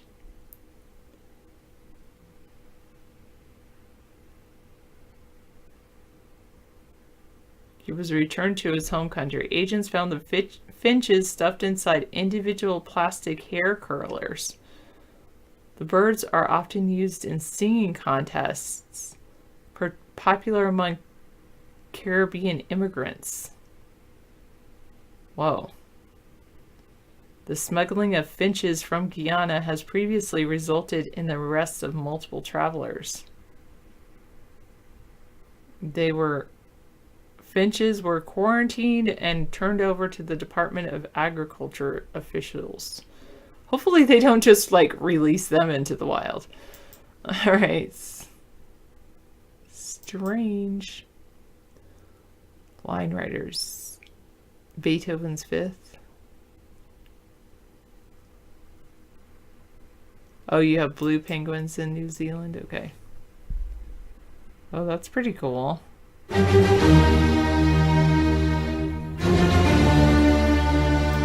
That's so cute. I like that. Thanks for sharing. David will have to share with you with that later. With the actual video.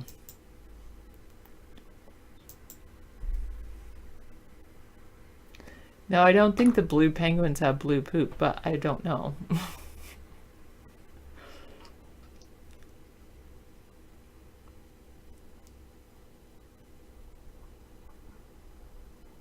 Yeah, it's called Line Riders Piano Players Cartoon. Yeah, something like that.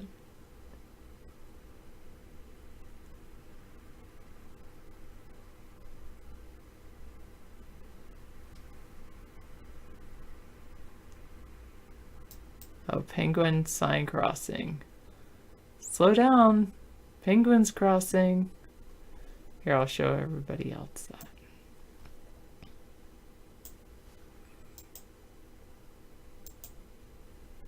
So I guess they have penguins down in New Zealand. And the sign is both in English and Maori. Thank you very much, Misanthrope.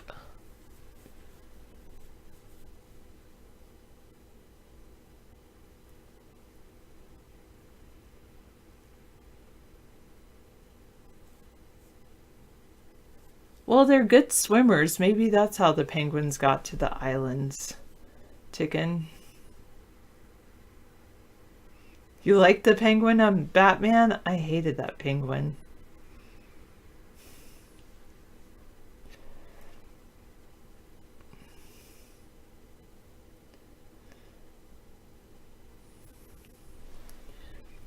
I was not a Batman penguin person.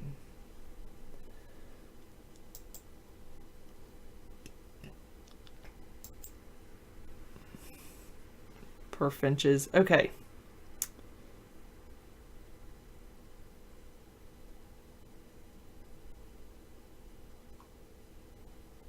The U.S. military has more operations in Africa than in the Middle East.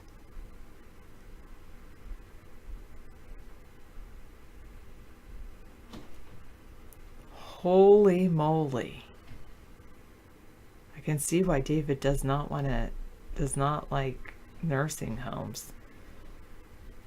An 84-year-old died because a nursing home staff failed to give him a bath.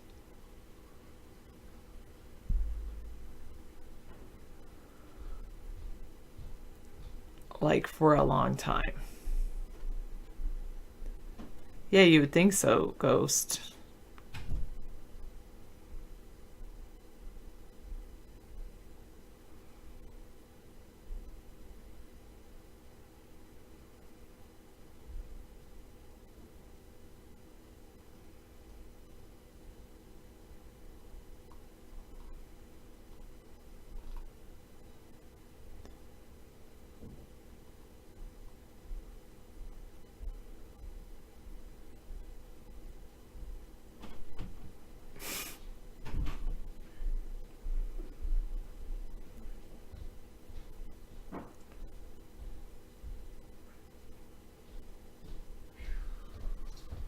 Wow. Oh, there's the world's first lab-grown steak. An Israeli startup with ties to America's most popular hummus brand said it's made the world's first lab-grown steak. Wow, a holy grail for the hummus. Yeah, but if it's made from hummus, I won't eat it. We can't eat it. No, it's yeah, sorry. And those garbanzos are not exactly, safe with all the chemicals that are in them. I mean, gosh, whatever happened to good old-fashioned meat? They got their start from that company that owns Sabra, the most popular hummus in America. Oh yeah, well, I've seen hummus, sit there on the shelves for, it's got a long shelf life. That's why it's doing well, actually. So you can see here is the Penhound crossing sign down the road, Miss. They were penguin. Penguin. Oh. They were saying that they have we got on the topic of penguins. because there is a story that it says there's a super colony of 1.5 million penguins but nobody knew about this particular colony of penguins for 1,000 years, forever. Yeah. Like basically. Why is that? For 30,000 years, because it's on a very hard to reach islands called Dangerous Islands or Danger Islands. Anyway, they looked at like aerial photos of Antarctica and the islands. They're looking at cloud-free aerial photos and trying to track the penguins. And this NASA guy, he's like, "Oh, you looking at all of these like with your eyes? I'll create an algorithm. Give me some information." And he created this mathematical algorithm. And then bing, bing, bing. There's all this they're like, "Whoa, there's penguins there? Really?" Really? So then they took a closer look at it. They're like, "Yeah, it's penguin poop." He created an algorithm to detect penguin poop in pictures. So an algorithm that could detect penguin poop in pictures. Fascinating. Penguin poop in pictures. Scat math. Scat math. Yeah, scat math has been born. David, do you ever get tired of David being cheap? Probably, but David is cheap no matter what because David's always thinking of the bottom line. No, I know. David will say, "Don't you remember you spent like $3.72 on that? That's a lot." Yeah. I'll be like, "No, I just knew it was tasty." Well, we have a tradition of making our own branch tree, and I made another branch tree. I was going to spend $5 2 days before Christmas, but I was getting the Christmas spirit, so I made a branch tree. And it looks pretty good. It's our tradition. I think it's better because it's like how we stay environmentally friendly. Yeah, we're not cutting trees down, and we're using branches that fall, naturally. Tonight's dinner was comprised of organic, non-GMO brown rice purchased pre-cooked, frozen at Trader Joe's. And that was really good with a chicken breast for each of us, no more than $1. I would say we spent about $1.50, including the Brussels sprouts, maybe $2 for us, maybe $1.50. Yeah, very affordable dinners. Yeah. Some of you are spending $18 on your designer dinners that were prepped by Designer Kitchens. You're wasting your time. Just watch my videos. It's so easy to cook. Yes, youtube.com/David John Sponheim, Jon. And here I'll put my logo so you can see my last name, and just put Jon in between my names, and you can find my YouTube channel. Thanks, Sarah, for coming in and being supportive. Someone said they made your meaty spaghetti and your something rice, and they're like, "Those were really good." Yeah. It's amazing how great your food yeah, can it might not look the best, but it's really tasty. Well, it looks great. The thing is, if it looks good and it's healthy food, it's going to be good. If it doesn't look great, it could still be good. Thanks, Sarah, for everything.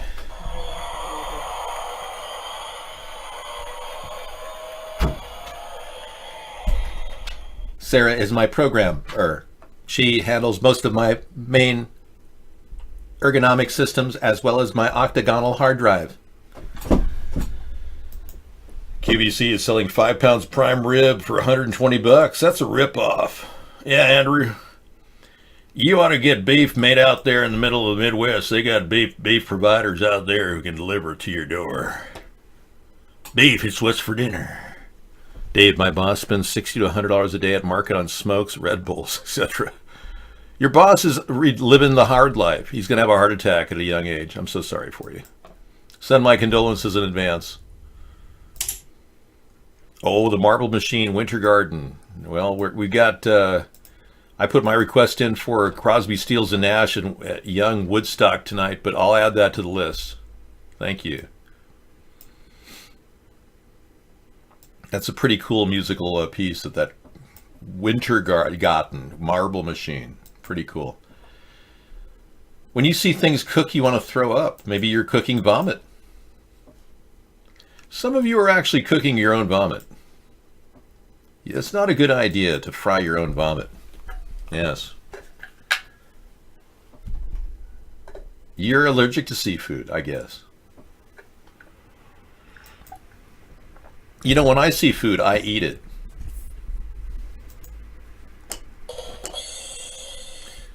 We've got the big winds happening here. We had chemtrails a couple days ago. Now we have the high winds. Hey, you want to watch 2 Tu-160 drill with Venezuelan jets from inside strategic bomber cockpit?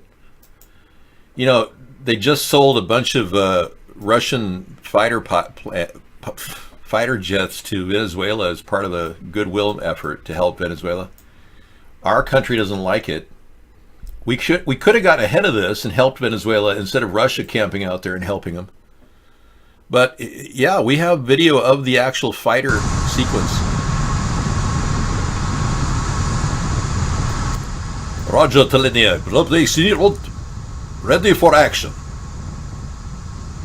These Russian fighter pilots have been removed from the room.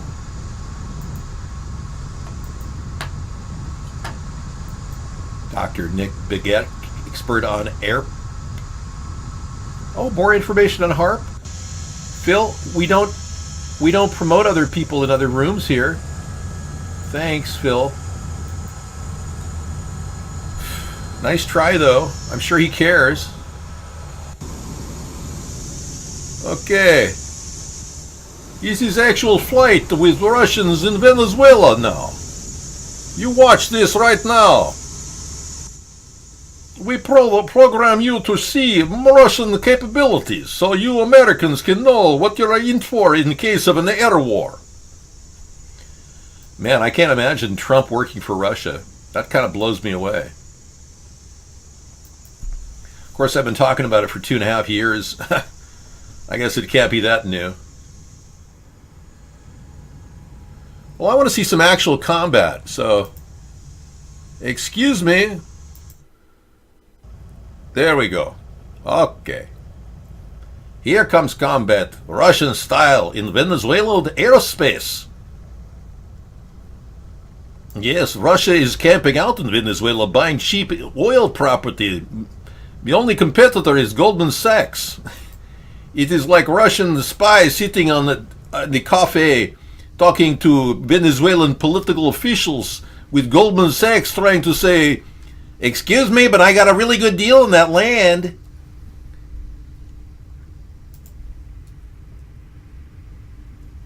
Yeah, they're doing a big financial move, Russia is. We need to really get ahead of this. I'm surprised Trump and actually Rex Tillerson was the one that was antagonistic to Venezuela. They need our help, you know. But with fighter jets like this, do we really need to help them? I don't really want one of our airdrops of food to get intercepted by a fighter jet that Russia sold. I've had this idea that maybe we could help countries like Venezuela with food drops, but if they keep arming up with Russian defenses, I don't think that this will be a good thing. We might have to send drones with mini packages of granola bars to help these starving people. Yeah, that was a good video, but it wasn't that impressive. Another one bites the dust. Yeah. You just crapped on yourself? You just shat? Are you in here chatting or shatting?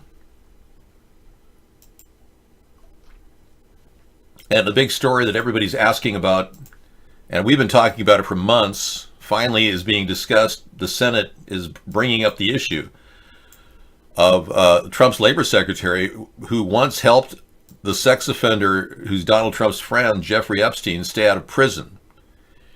And the Senate wants answers as to how and why this guy, Acosta, managed to get Jeffrey Epstein a free one-year pass. Basically got a 1-year jail sentence for trafficking upwards of 50-plus teenage girls out of his luxury retreat island, St. James, also known as Orgy Island.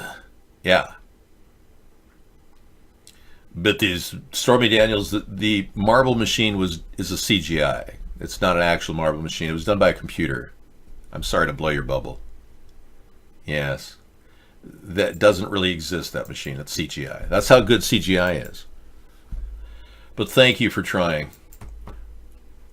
Everything you see now is almost potentially CGI. You don't know.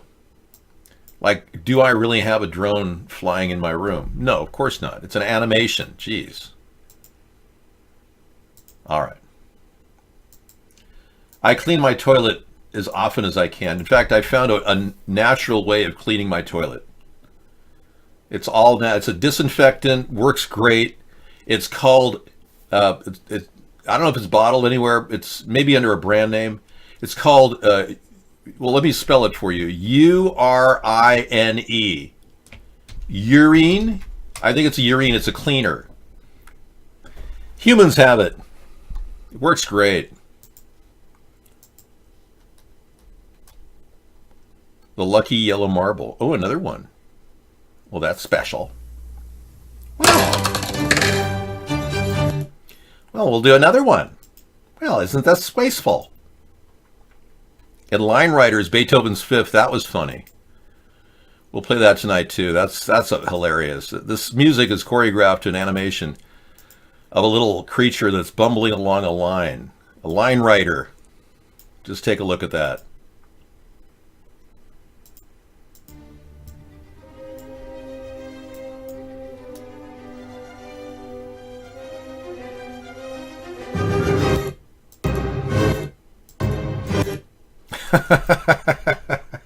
They built a line around the musical lyrics, the music itself. So whenever there's a drop point and an emphasis, it is to drop in the inclination of the line. You have to have been there to really enjoy it, but we'll play that for you tonight. Thank you.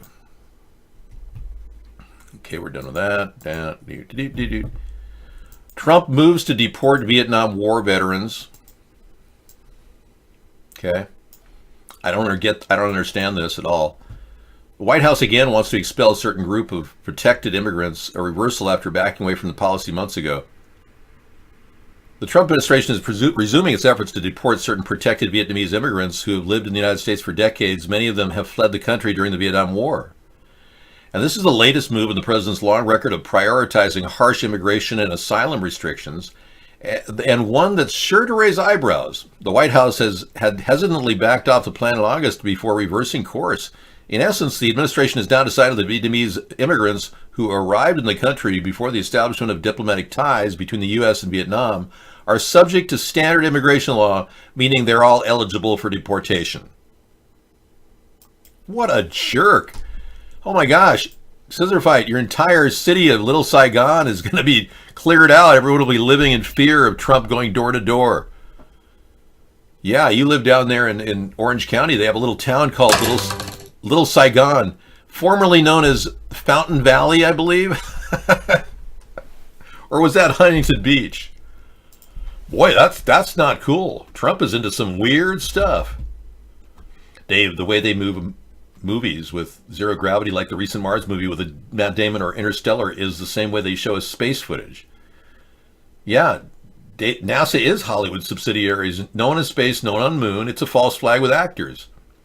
Wow, I love it when people are finally waking up. David Schlomoheim. Hello, your name is so similar to mine. Are you related to my family? That's great. You're finally waking up.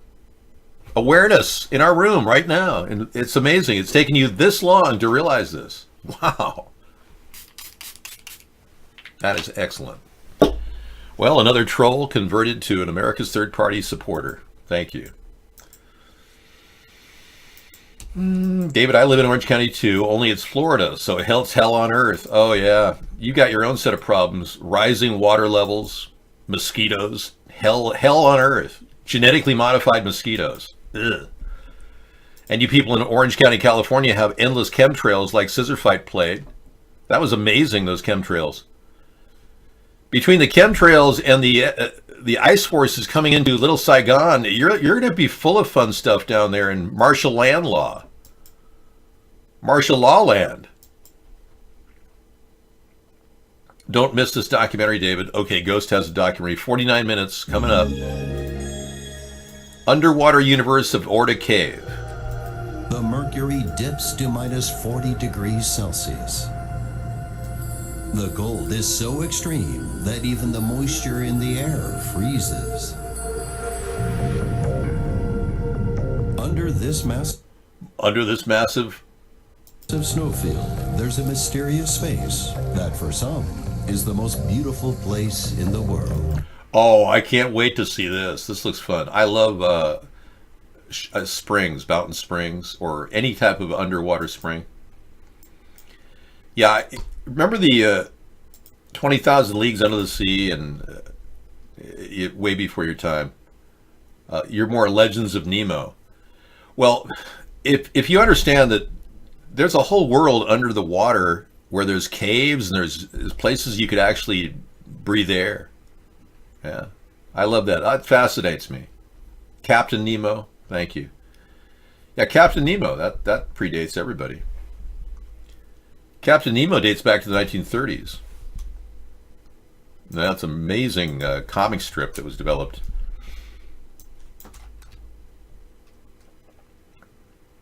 Oh, even earlier. Jules Verne created it. 1928 to 1905, they created a science fiction author, Jules Verne, created this little Captain Nemo. Right, I was thinking of a comic book series. But no, you're right. Thank you.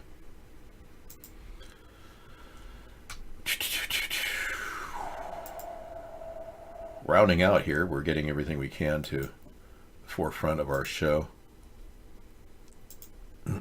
Nikki Hilton with her husband, James Rothschild. Yeah, I'm going to add that to the list. Let's take a look at the Rothschild family and how she's expecting a baby. Yeah.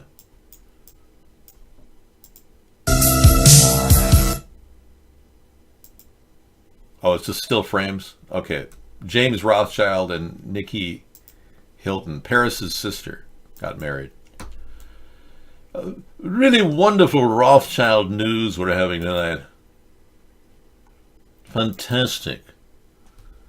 Well, they watch our show every night, and as you know, many of the Rothschilds believe that I may be a distant relative since I was related to the Sponheim Castle.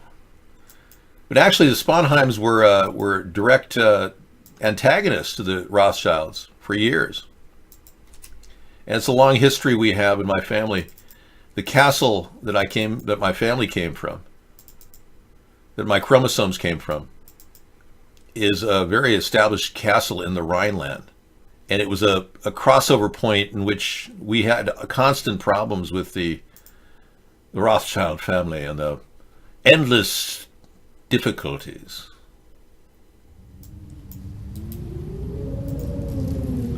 This is the Sponheim, the town of 900 people, and this is the castle in my namesake. The Sponheim. 1127 is about the time that my family left there and left the castle to the other ancestors. But they built this castle on rock and roll. We built it with one goal in mind: to protect the passageway that was key to the Rhineland's potential sacred traveling route. Look at the stonework. You want to get stoned? Yeah. Got to get... Hey, anyway. It's an honorable lineage, and we've been fighting the Rothschilds ever since. So it's not that we want to hurt anybody. It's just that we don't believe in the global domination of one family. Yes. I had to show this, Dave. I knew it. What are you watching? Showing what? Oh, David, I'm going to need you to stop trying to wake these people up for my stocks. We've got 20 million watching on UHF3. Hey, guys, welcome. Congrats to getting in here. Watching the show for free is always fun. I agree. I do the show for free. I don't make a penny doing this, so... I live in the world of free, because free rules the internet, believe it or not. That's the one secret that nobody seems to get. Companies like Google would never have been successful if they weren't free.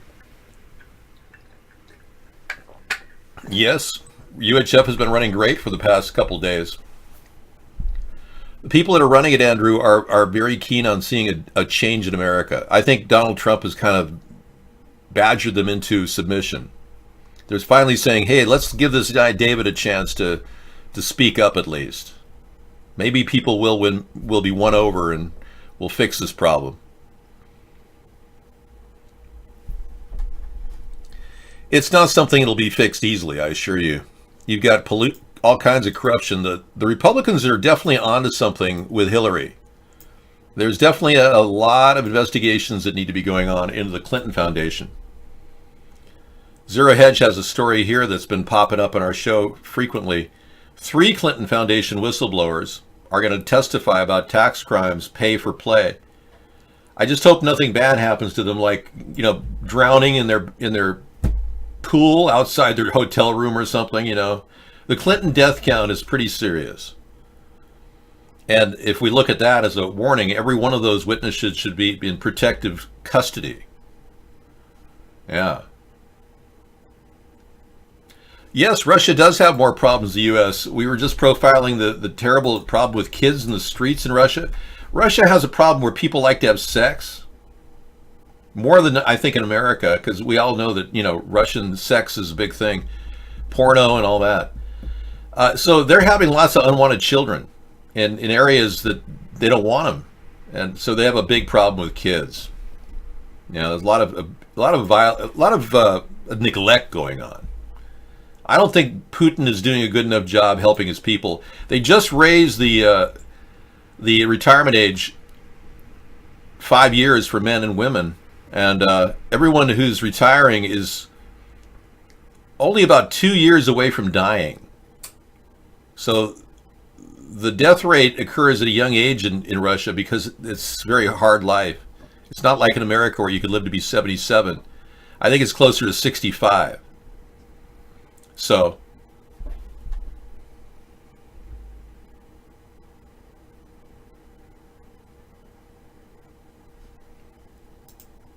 that was an amazing video. Oh, Stormy's just watching the video that Scissorfight put together. The Lucky Yellow Marble. Yeah, we'd love to play it right now. But unfortunately, I can't. Otherwise, they monetize the music. But I'll play it as soon as the show's, into the next hour. Yes. So anyway, Representative Mark Meadows, Republican, chairman of the House Freedom Caucus, said there are 3 whistleblowers who spent the past 2 years investigating the Clinton Foundation of explosive allegations which they will share Thursday testimony on Capitol Hill. This is like really current information, December 12th today. So we're going to be hearing more about the Clinton Foundation. I hope that Donald Trump grabs this and does something with it.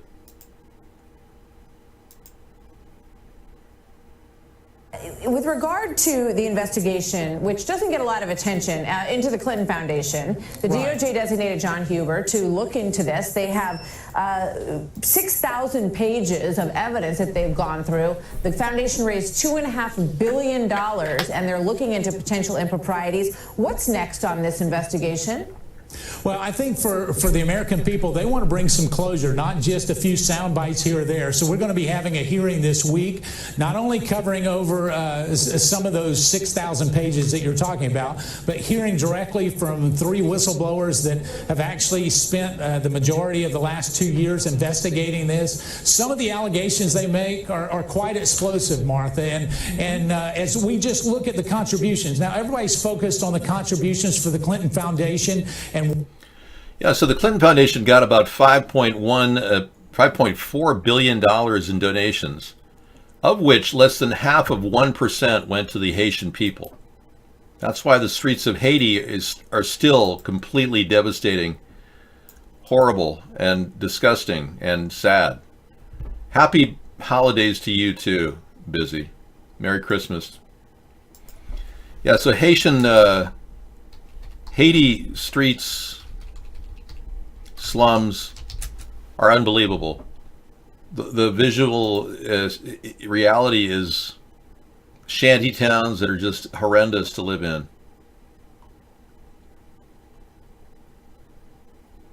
So let's take a look at what a typical Haitian shanty town is in Haiti. People live in this environment, and there was no hope when all that money came in and the Haitian fund was set up, the Clintons had a responsibility to use it to help these people.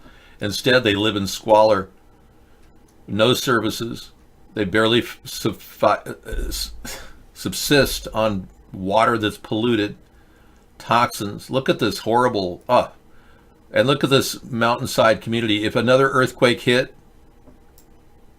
every one of those people would die. Just like back in during the earthquake, the Haitian earthquake years ago, that led to the 339,000 people dead. Now, I'm not going to stand here and play the Sean Penn move and act like I really, really care. Like most Americans, I live in a nice, comfortable area, and it doesn't affect me. But when I see pictures of this, it makes me sick to think that they got all that money and they didn't put $1 over I guess $1 million was spent out of 5.4 billion, something like that. They have a new resort in Haiti now. Yeah, they do have new beachfront resorts in Haiti, right where the people died. Yeah.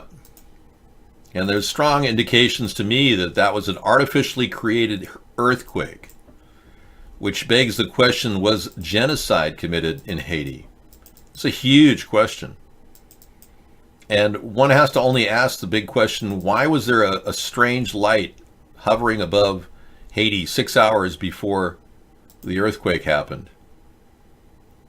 For that matter, why was this happening 6 hours before?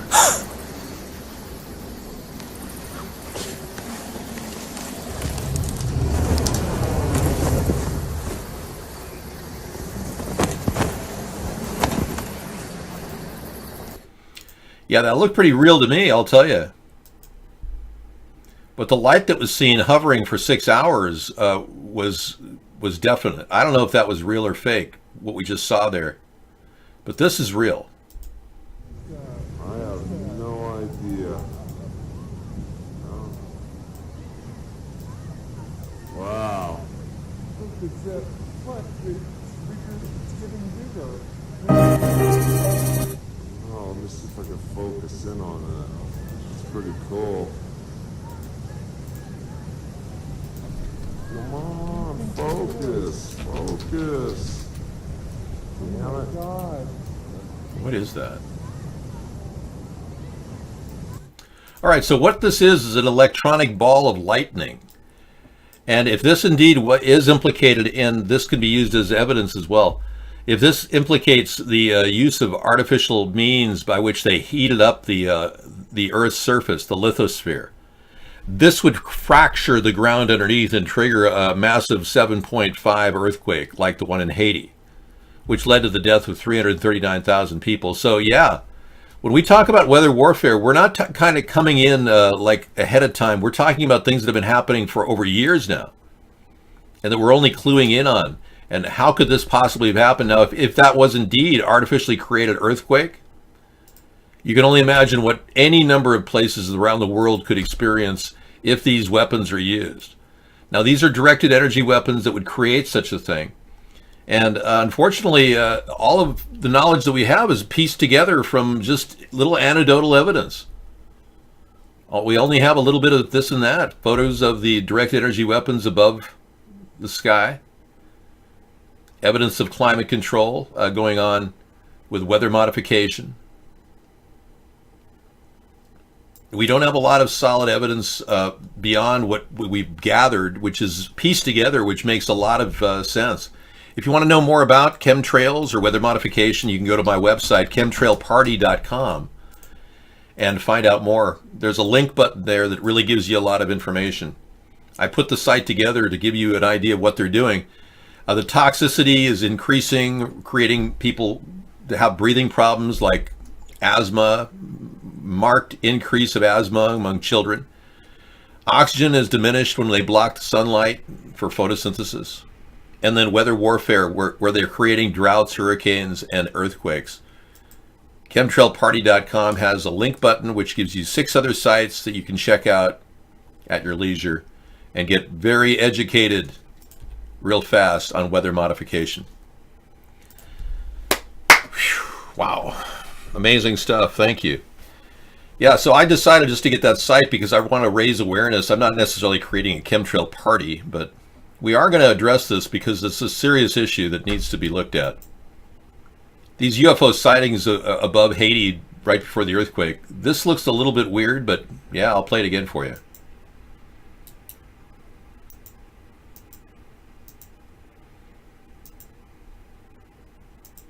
Oh, that's it. Yeah, we just played it. Okay. Wow.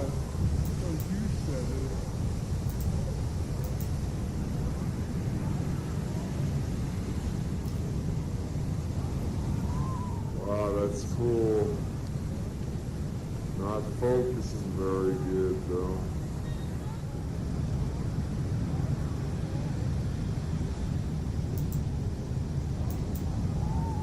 I have no idea. Wow. Yeah, I don't know either.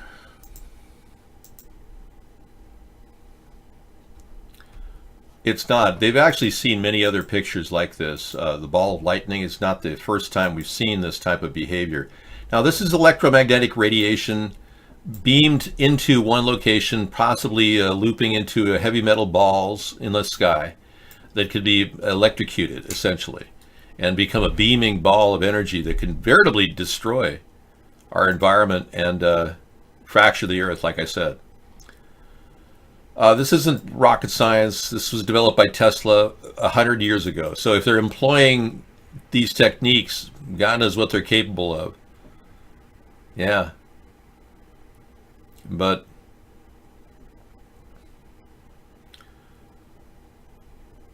right, orbic UFO fires. Here's another one example of these types of orbs.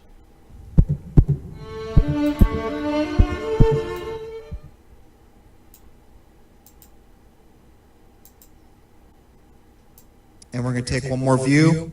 He shoots right here, through that cloud, through that next gap, and into that other cloud. Looks like that's what's happening anyhow.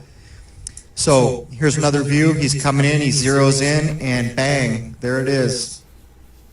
I have no idea what he was shooting at, what he was doing, and we have never seen orbs moving this quickly since this day. We've seen them around. We've got glimpses of them. All right, this is at 50% speed. He's zeroing in. There's the shot. You know, it makes you wonder if there's more than one kind of orb here. Yeah, it begs the question exactly how many different directed energy weapons do they have at their disposal? And this is not Roy Orbison. Okay, that's a singer who died. Tragic. But the existence of these technologies implies one of two things: that our nation has very advanced weaponry that we rarely ever hear or talk about. Here's an example of what our country or somebody has this ability. A UFO shot down a Russian rocket. Watch this. All right, guys, Dabu 7 with the zoomed version here of this object that has grazed the Russian Proton rocket that went down. Yeah, this is Dabu 7. I don't normally feature him on our show, but yeah, it's pretty interesting how they captured this picture of something, sort of a beam weapon used to deflect a rocket out of Russia. The best that he could. I wanted to share them with you here real quick so you can see that this is the object that we're working with. It is there 100%. This is one of the crazier shots of it. And a star, all the smoke. Do you see that? Did you just see that? Just play it and pause it and see where we can catch this thing. Hopefully it doesn't bounce to full screen on me. Do you see that? Did you just see that? It is there. I'm just wanting you guys that could not see it to have a chance here. You know, I'm not a Nazi, okay, so I did not see it. So, but it doesn't matter. I think we have people who are much smarter than us who know exactly what's going on, and I think we can hear from them now that they're very important people who were allegedly rapists. I drank beer with my friends. Sometimes I had too many beers. I liked beer. I still like beer. Had beers, have some beers. One beer, drink beer, drinks beer, drank beer, and drinking beer. You've probably had beers, Senator. Beach Week Ralph Club biggest contributor. You know, I got a weak stomach, whether it's with beer. I like You beer. haven't asked for that. I like beer. I don't know if you do. Okay. Do you like beer, Senator, or not? Yeah. Okay. So I was kidding about the smarter people than us. We're actually smarter than this guy. He just likes money. He likes people buying his tickets to the Nationals baseball team. He really likes baseball tickets. So, no, I play some Dabu 7, especially when they're related to rare pictures of lasers that hit down rockets. But, you know, that's irrelevant. We've got another beautiful rustic abandoned house with a very unique front porch tonight. Wasteful Wednesday oftentimes deals with a lot of these properties that are really cheap out there in property land.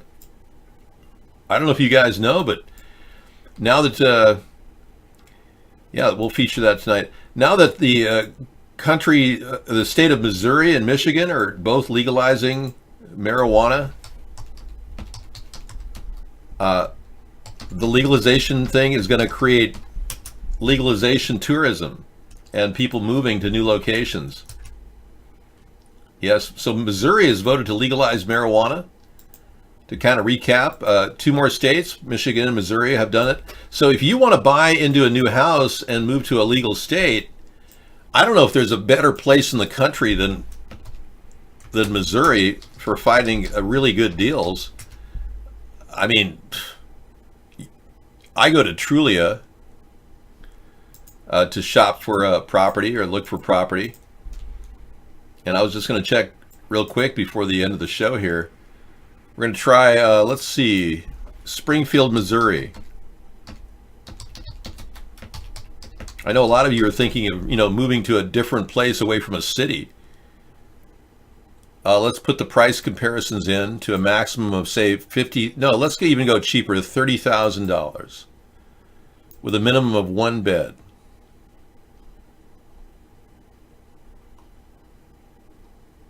Wow.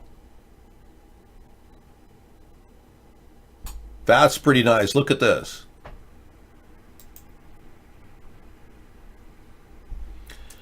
Yeah, check this out. We're talking a $25,000 house. It obviously needs a new roof, but pretty good deals. Yeah. Okay, the interior needs insulation, obviously, but it's stripped out for some reason. It probably had a freeze, the water blew. But it's kind of gutted and ready to, it's like a blank slate. Look at that. $25,000 gets you that in Springfield, Missouri. So the values are really good. I mean, you can imagine, a standard house, even something as simple as this, can be fixed up. It's not so bad, Do vinyl flooring or Pergo flooring in there with new wall painting. Fix up the stove. That kitchen could be totally reworked. That's decent. Got some decent tiles as a backsplash. Seriously. These houses are fixer-uppers, but they're livable. Look at that walk-in shower. It's like something you'd buy. I'm just saying, you guys who are stuck on living in a city that doesn't want to allow for that should always think of moving to a new location if you have the money. The property's cheap in Missouri where, you're asking me, I'd fix it up, Howie. Any place I move to, I'd fix up. Any place, I see potential in everything, but I'm saying for as low as under $30,000, you could live in a nice place in a legal state of marijuana. For marijuana, you can grow your own plants in Missouri. Michigan, you can even grow 12 plants there. There's really no reason for you to be locked in one place if you're enjoying the benefits of recreational marijuana. You want to always do it in a legal state. So I think it's going to create a new growth in real estate in Missouri and Michigan. I really do. I think it's a smart move. No, that's not. The word dope applies to heroin. Yeah. That word dope does not apply to marijuana. It's called heroin. Heroin is dope. Where are you getting your words? I don't know. Pot is marijuana. Dope is heroin. You just don't know your lingo, man. You got to get down and get an understanding of what's going on, man. That's your problem. You're not listening to enough people. Isn't it fun to look for houses with me? I should do an entire show, like 2 hours, just looking for houses on Trulia. But you look at all these fun things, and I'm extending the show a little bit. So I'm just showing you guys Trulia.com, Trulia. They call weed dope in Canada. Well, that makes them obviously out to lunch. Those Trailer Park Boys never really understood the meaning of the word dope. I predate the Trailer Park Boys, by the way, Scissor Fight. In case you didn't know, I actually predate all of you. I'm a relic from the 1960s. You didn't realize that. Here's a really nice bare bones house with a unique porch with 36 pictures. Are you ready? Sells for $28,000. Yeah. Okay, here we go. On a journey of Dave's potential house. 36 pages. Up, up, and away, my beautiful, my beautiful. All right, let me get into the picture, and we'll wrap this show up. This has been fun. I actually like Wasteful Wednesday, even though it's hump day for a lot of you. I enjoy it. It's kind of a fun day to kind of cut loose. You could definitely grow some serious shrubs in that place, yeah. Decent structure. Look at the structure, the lines. Are you looking at the sculpture of the house, the bones? It's decent, yeah. You're saying beauty, robuscules, yeah. Hallways intact, kitchen ready to go. I wonder if they'd throw in the stainless steel refrigerator. Yeah, the walls need some paint. Nice utility room. Another hallway. Living room with a kind of a reclining vertical blinds there. It could be any place. Dude, cool picture of a lion or a tiger. Whoa. And closet space. Oh, back utility room potential. Bathroom deluxe with a bathtub. Ooh, a little bit of black mold around the tub, but a little bit of white silicone would solve that problem. Lickety split. Oh yeah, look at that closet. Oh yeah, stairway. Ooh, banisters. Ooh. Bedrooms galore. This thing has lots of room in it. Big rooms up above for the kids. You mind if I have a barf bag next to me when I do this? Thanks. Okay, I can actually smell it. I think I have smell apathy. It's like telepathy, but you smell things. God, clean up your dirty socks. They smell like crap. Olfactopathy. Cool grow rooms, though. Yeah, wouldn't that be ideal? And, you know, you're looking... I know what you're looking at. You're looking at the windows. Sunlight entering your weed room makes you happy. This is in a legal state now of Missouri. 2 bedrooms, 1 bath, 1 hot water heater, a forced air heater. The bones of this house look decent. I gotta find out, when was this built? Built in 1946, the year after the end of the war. Talk about an heirloom. You're like living. Missouri and Michigan are legal now. Yeah. Once it goes into effect, contact the Secretary of State to find out for sure. It's probably December. I think they're going to start issuing legalization plans in these states. We're in December, so.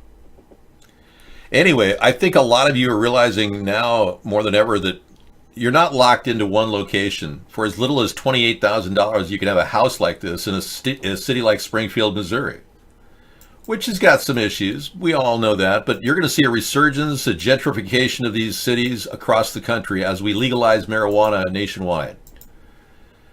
Yes, some cities are going to kind of get better. I know. People want to live together in cities. They would rather not live out in the middle of nowhere. Unless, of course, they were off the grid, and we're going to work on getting you guys a track to do that. Moratoriums on any septic laws affecting you building a place out in the middle of nowhere. A moratorium, a federal moratorium on any states disallowing you to get water catchment off your roof. which is really important if you're going to live off the grid. No state like Colorado or Washington should be allowed to say that the water on your roof is owned by the state. That is ridiculous. It goes against common sense. No, I cannot give you a green card. I'm so sorry, man. Yep, and you could have a generator in case you need energy. Howie, you might be a classic tiny house guy. Find yourself a nice place so you could live alone. Think about the woman of your dreams.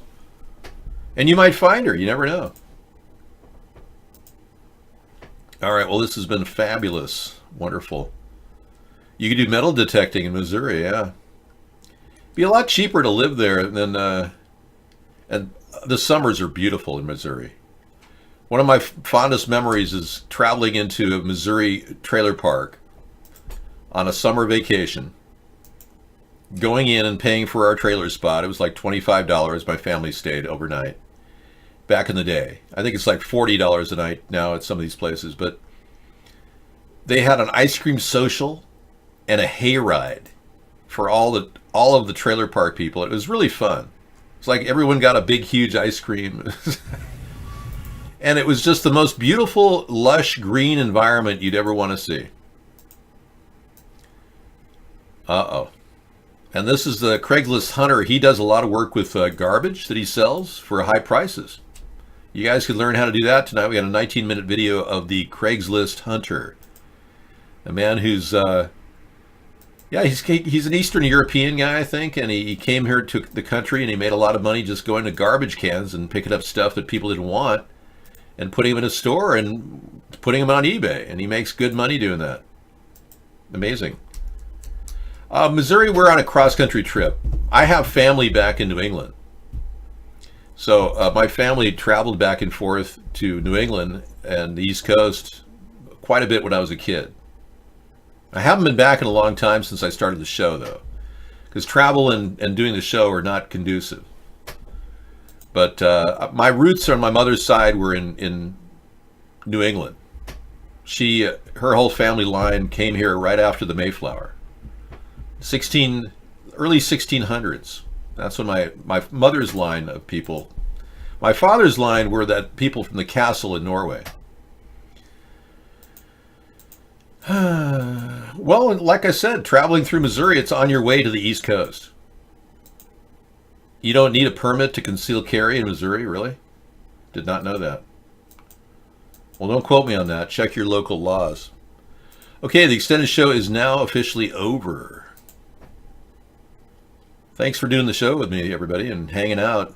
We'll be back tomorrow night with a cooking show, Technology Thursday. Kick it off with a 5 o'clock salad preparation with Dave. I'm going to make a nice salad. I'll show you how I make a nice, affordable salad with organic ingredients or just really healthy ingredients. All right.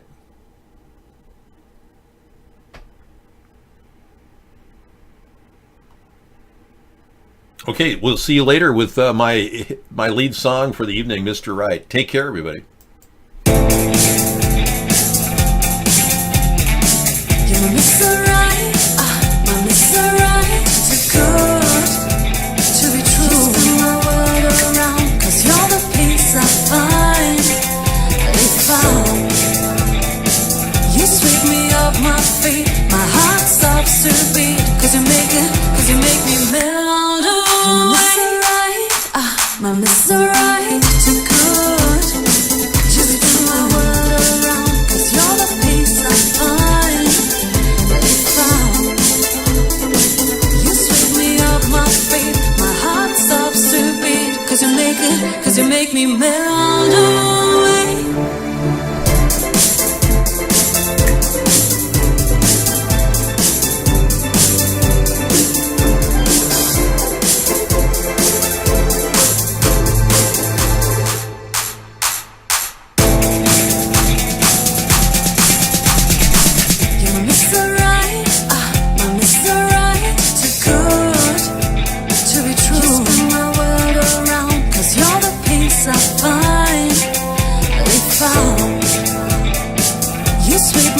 My feet, my heart stops to beat, 'cause you make me melt away. You're my Mr. Right, my Mr. Right. to good.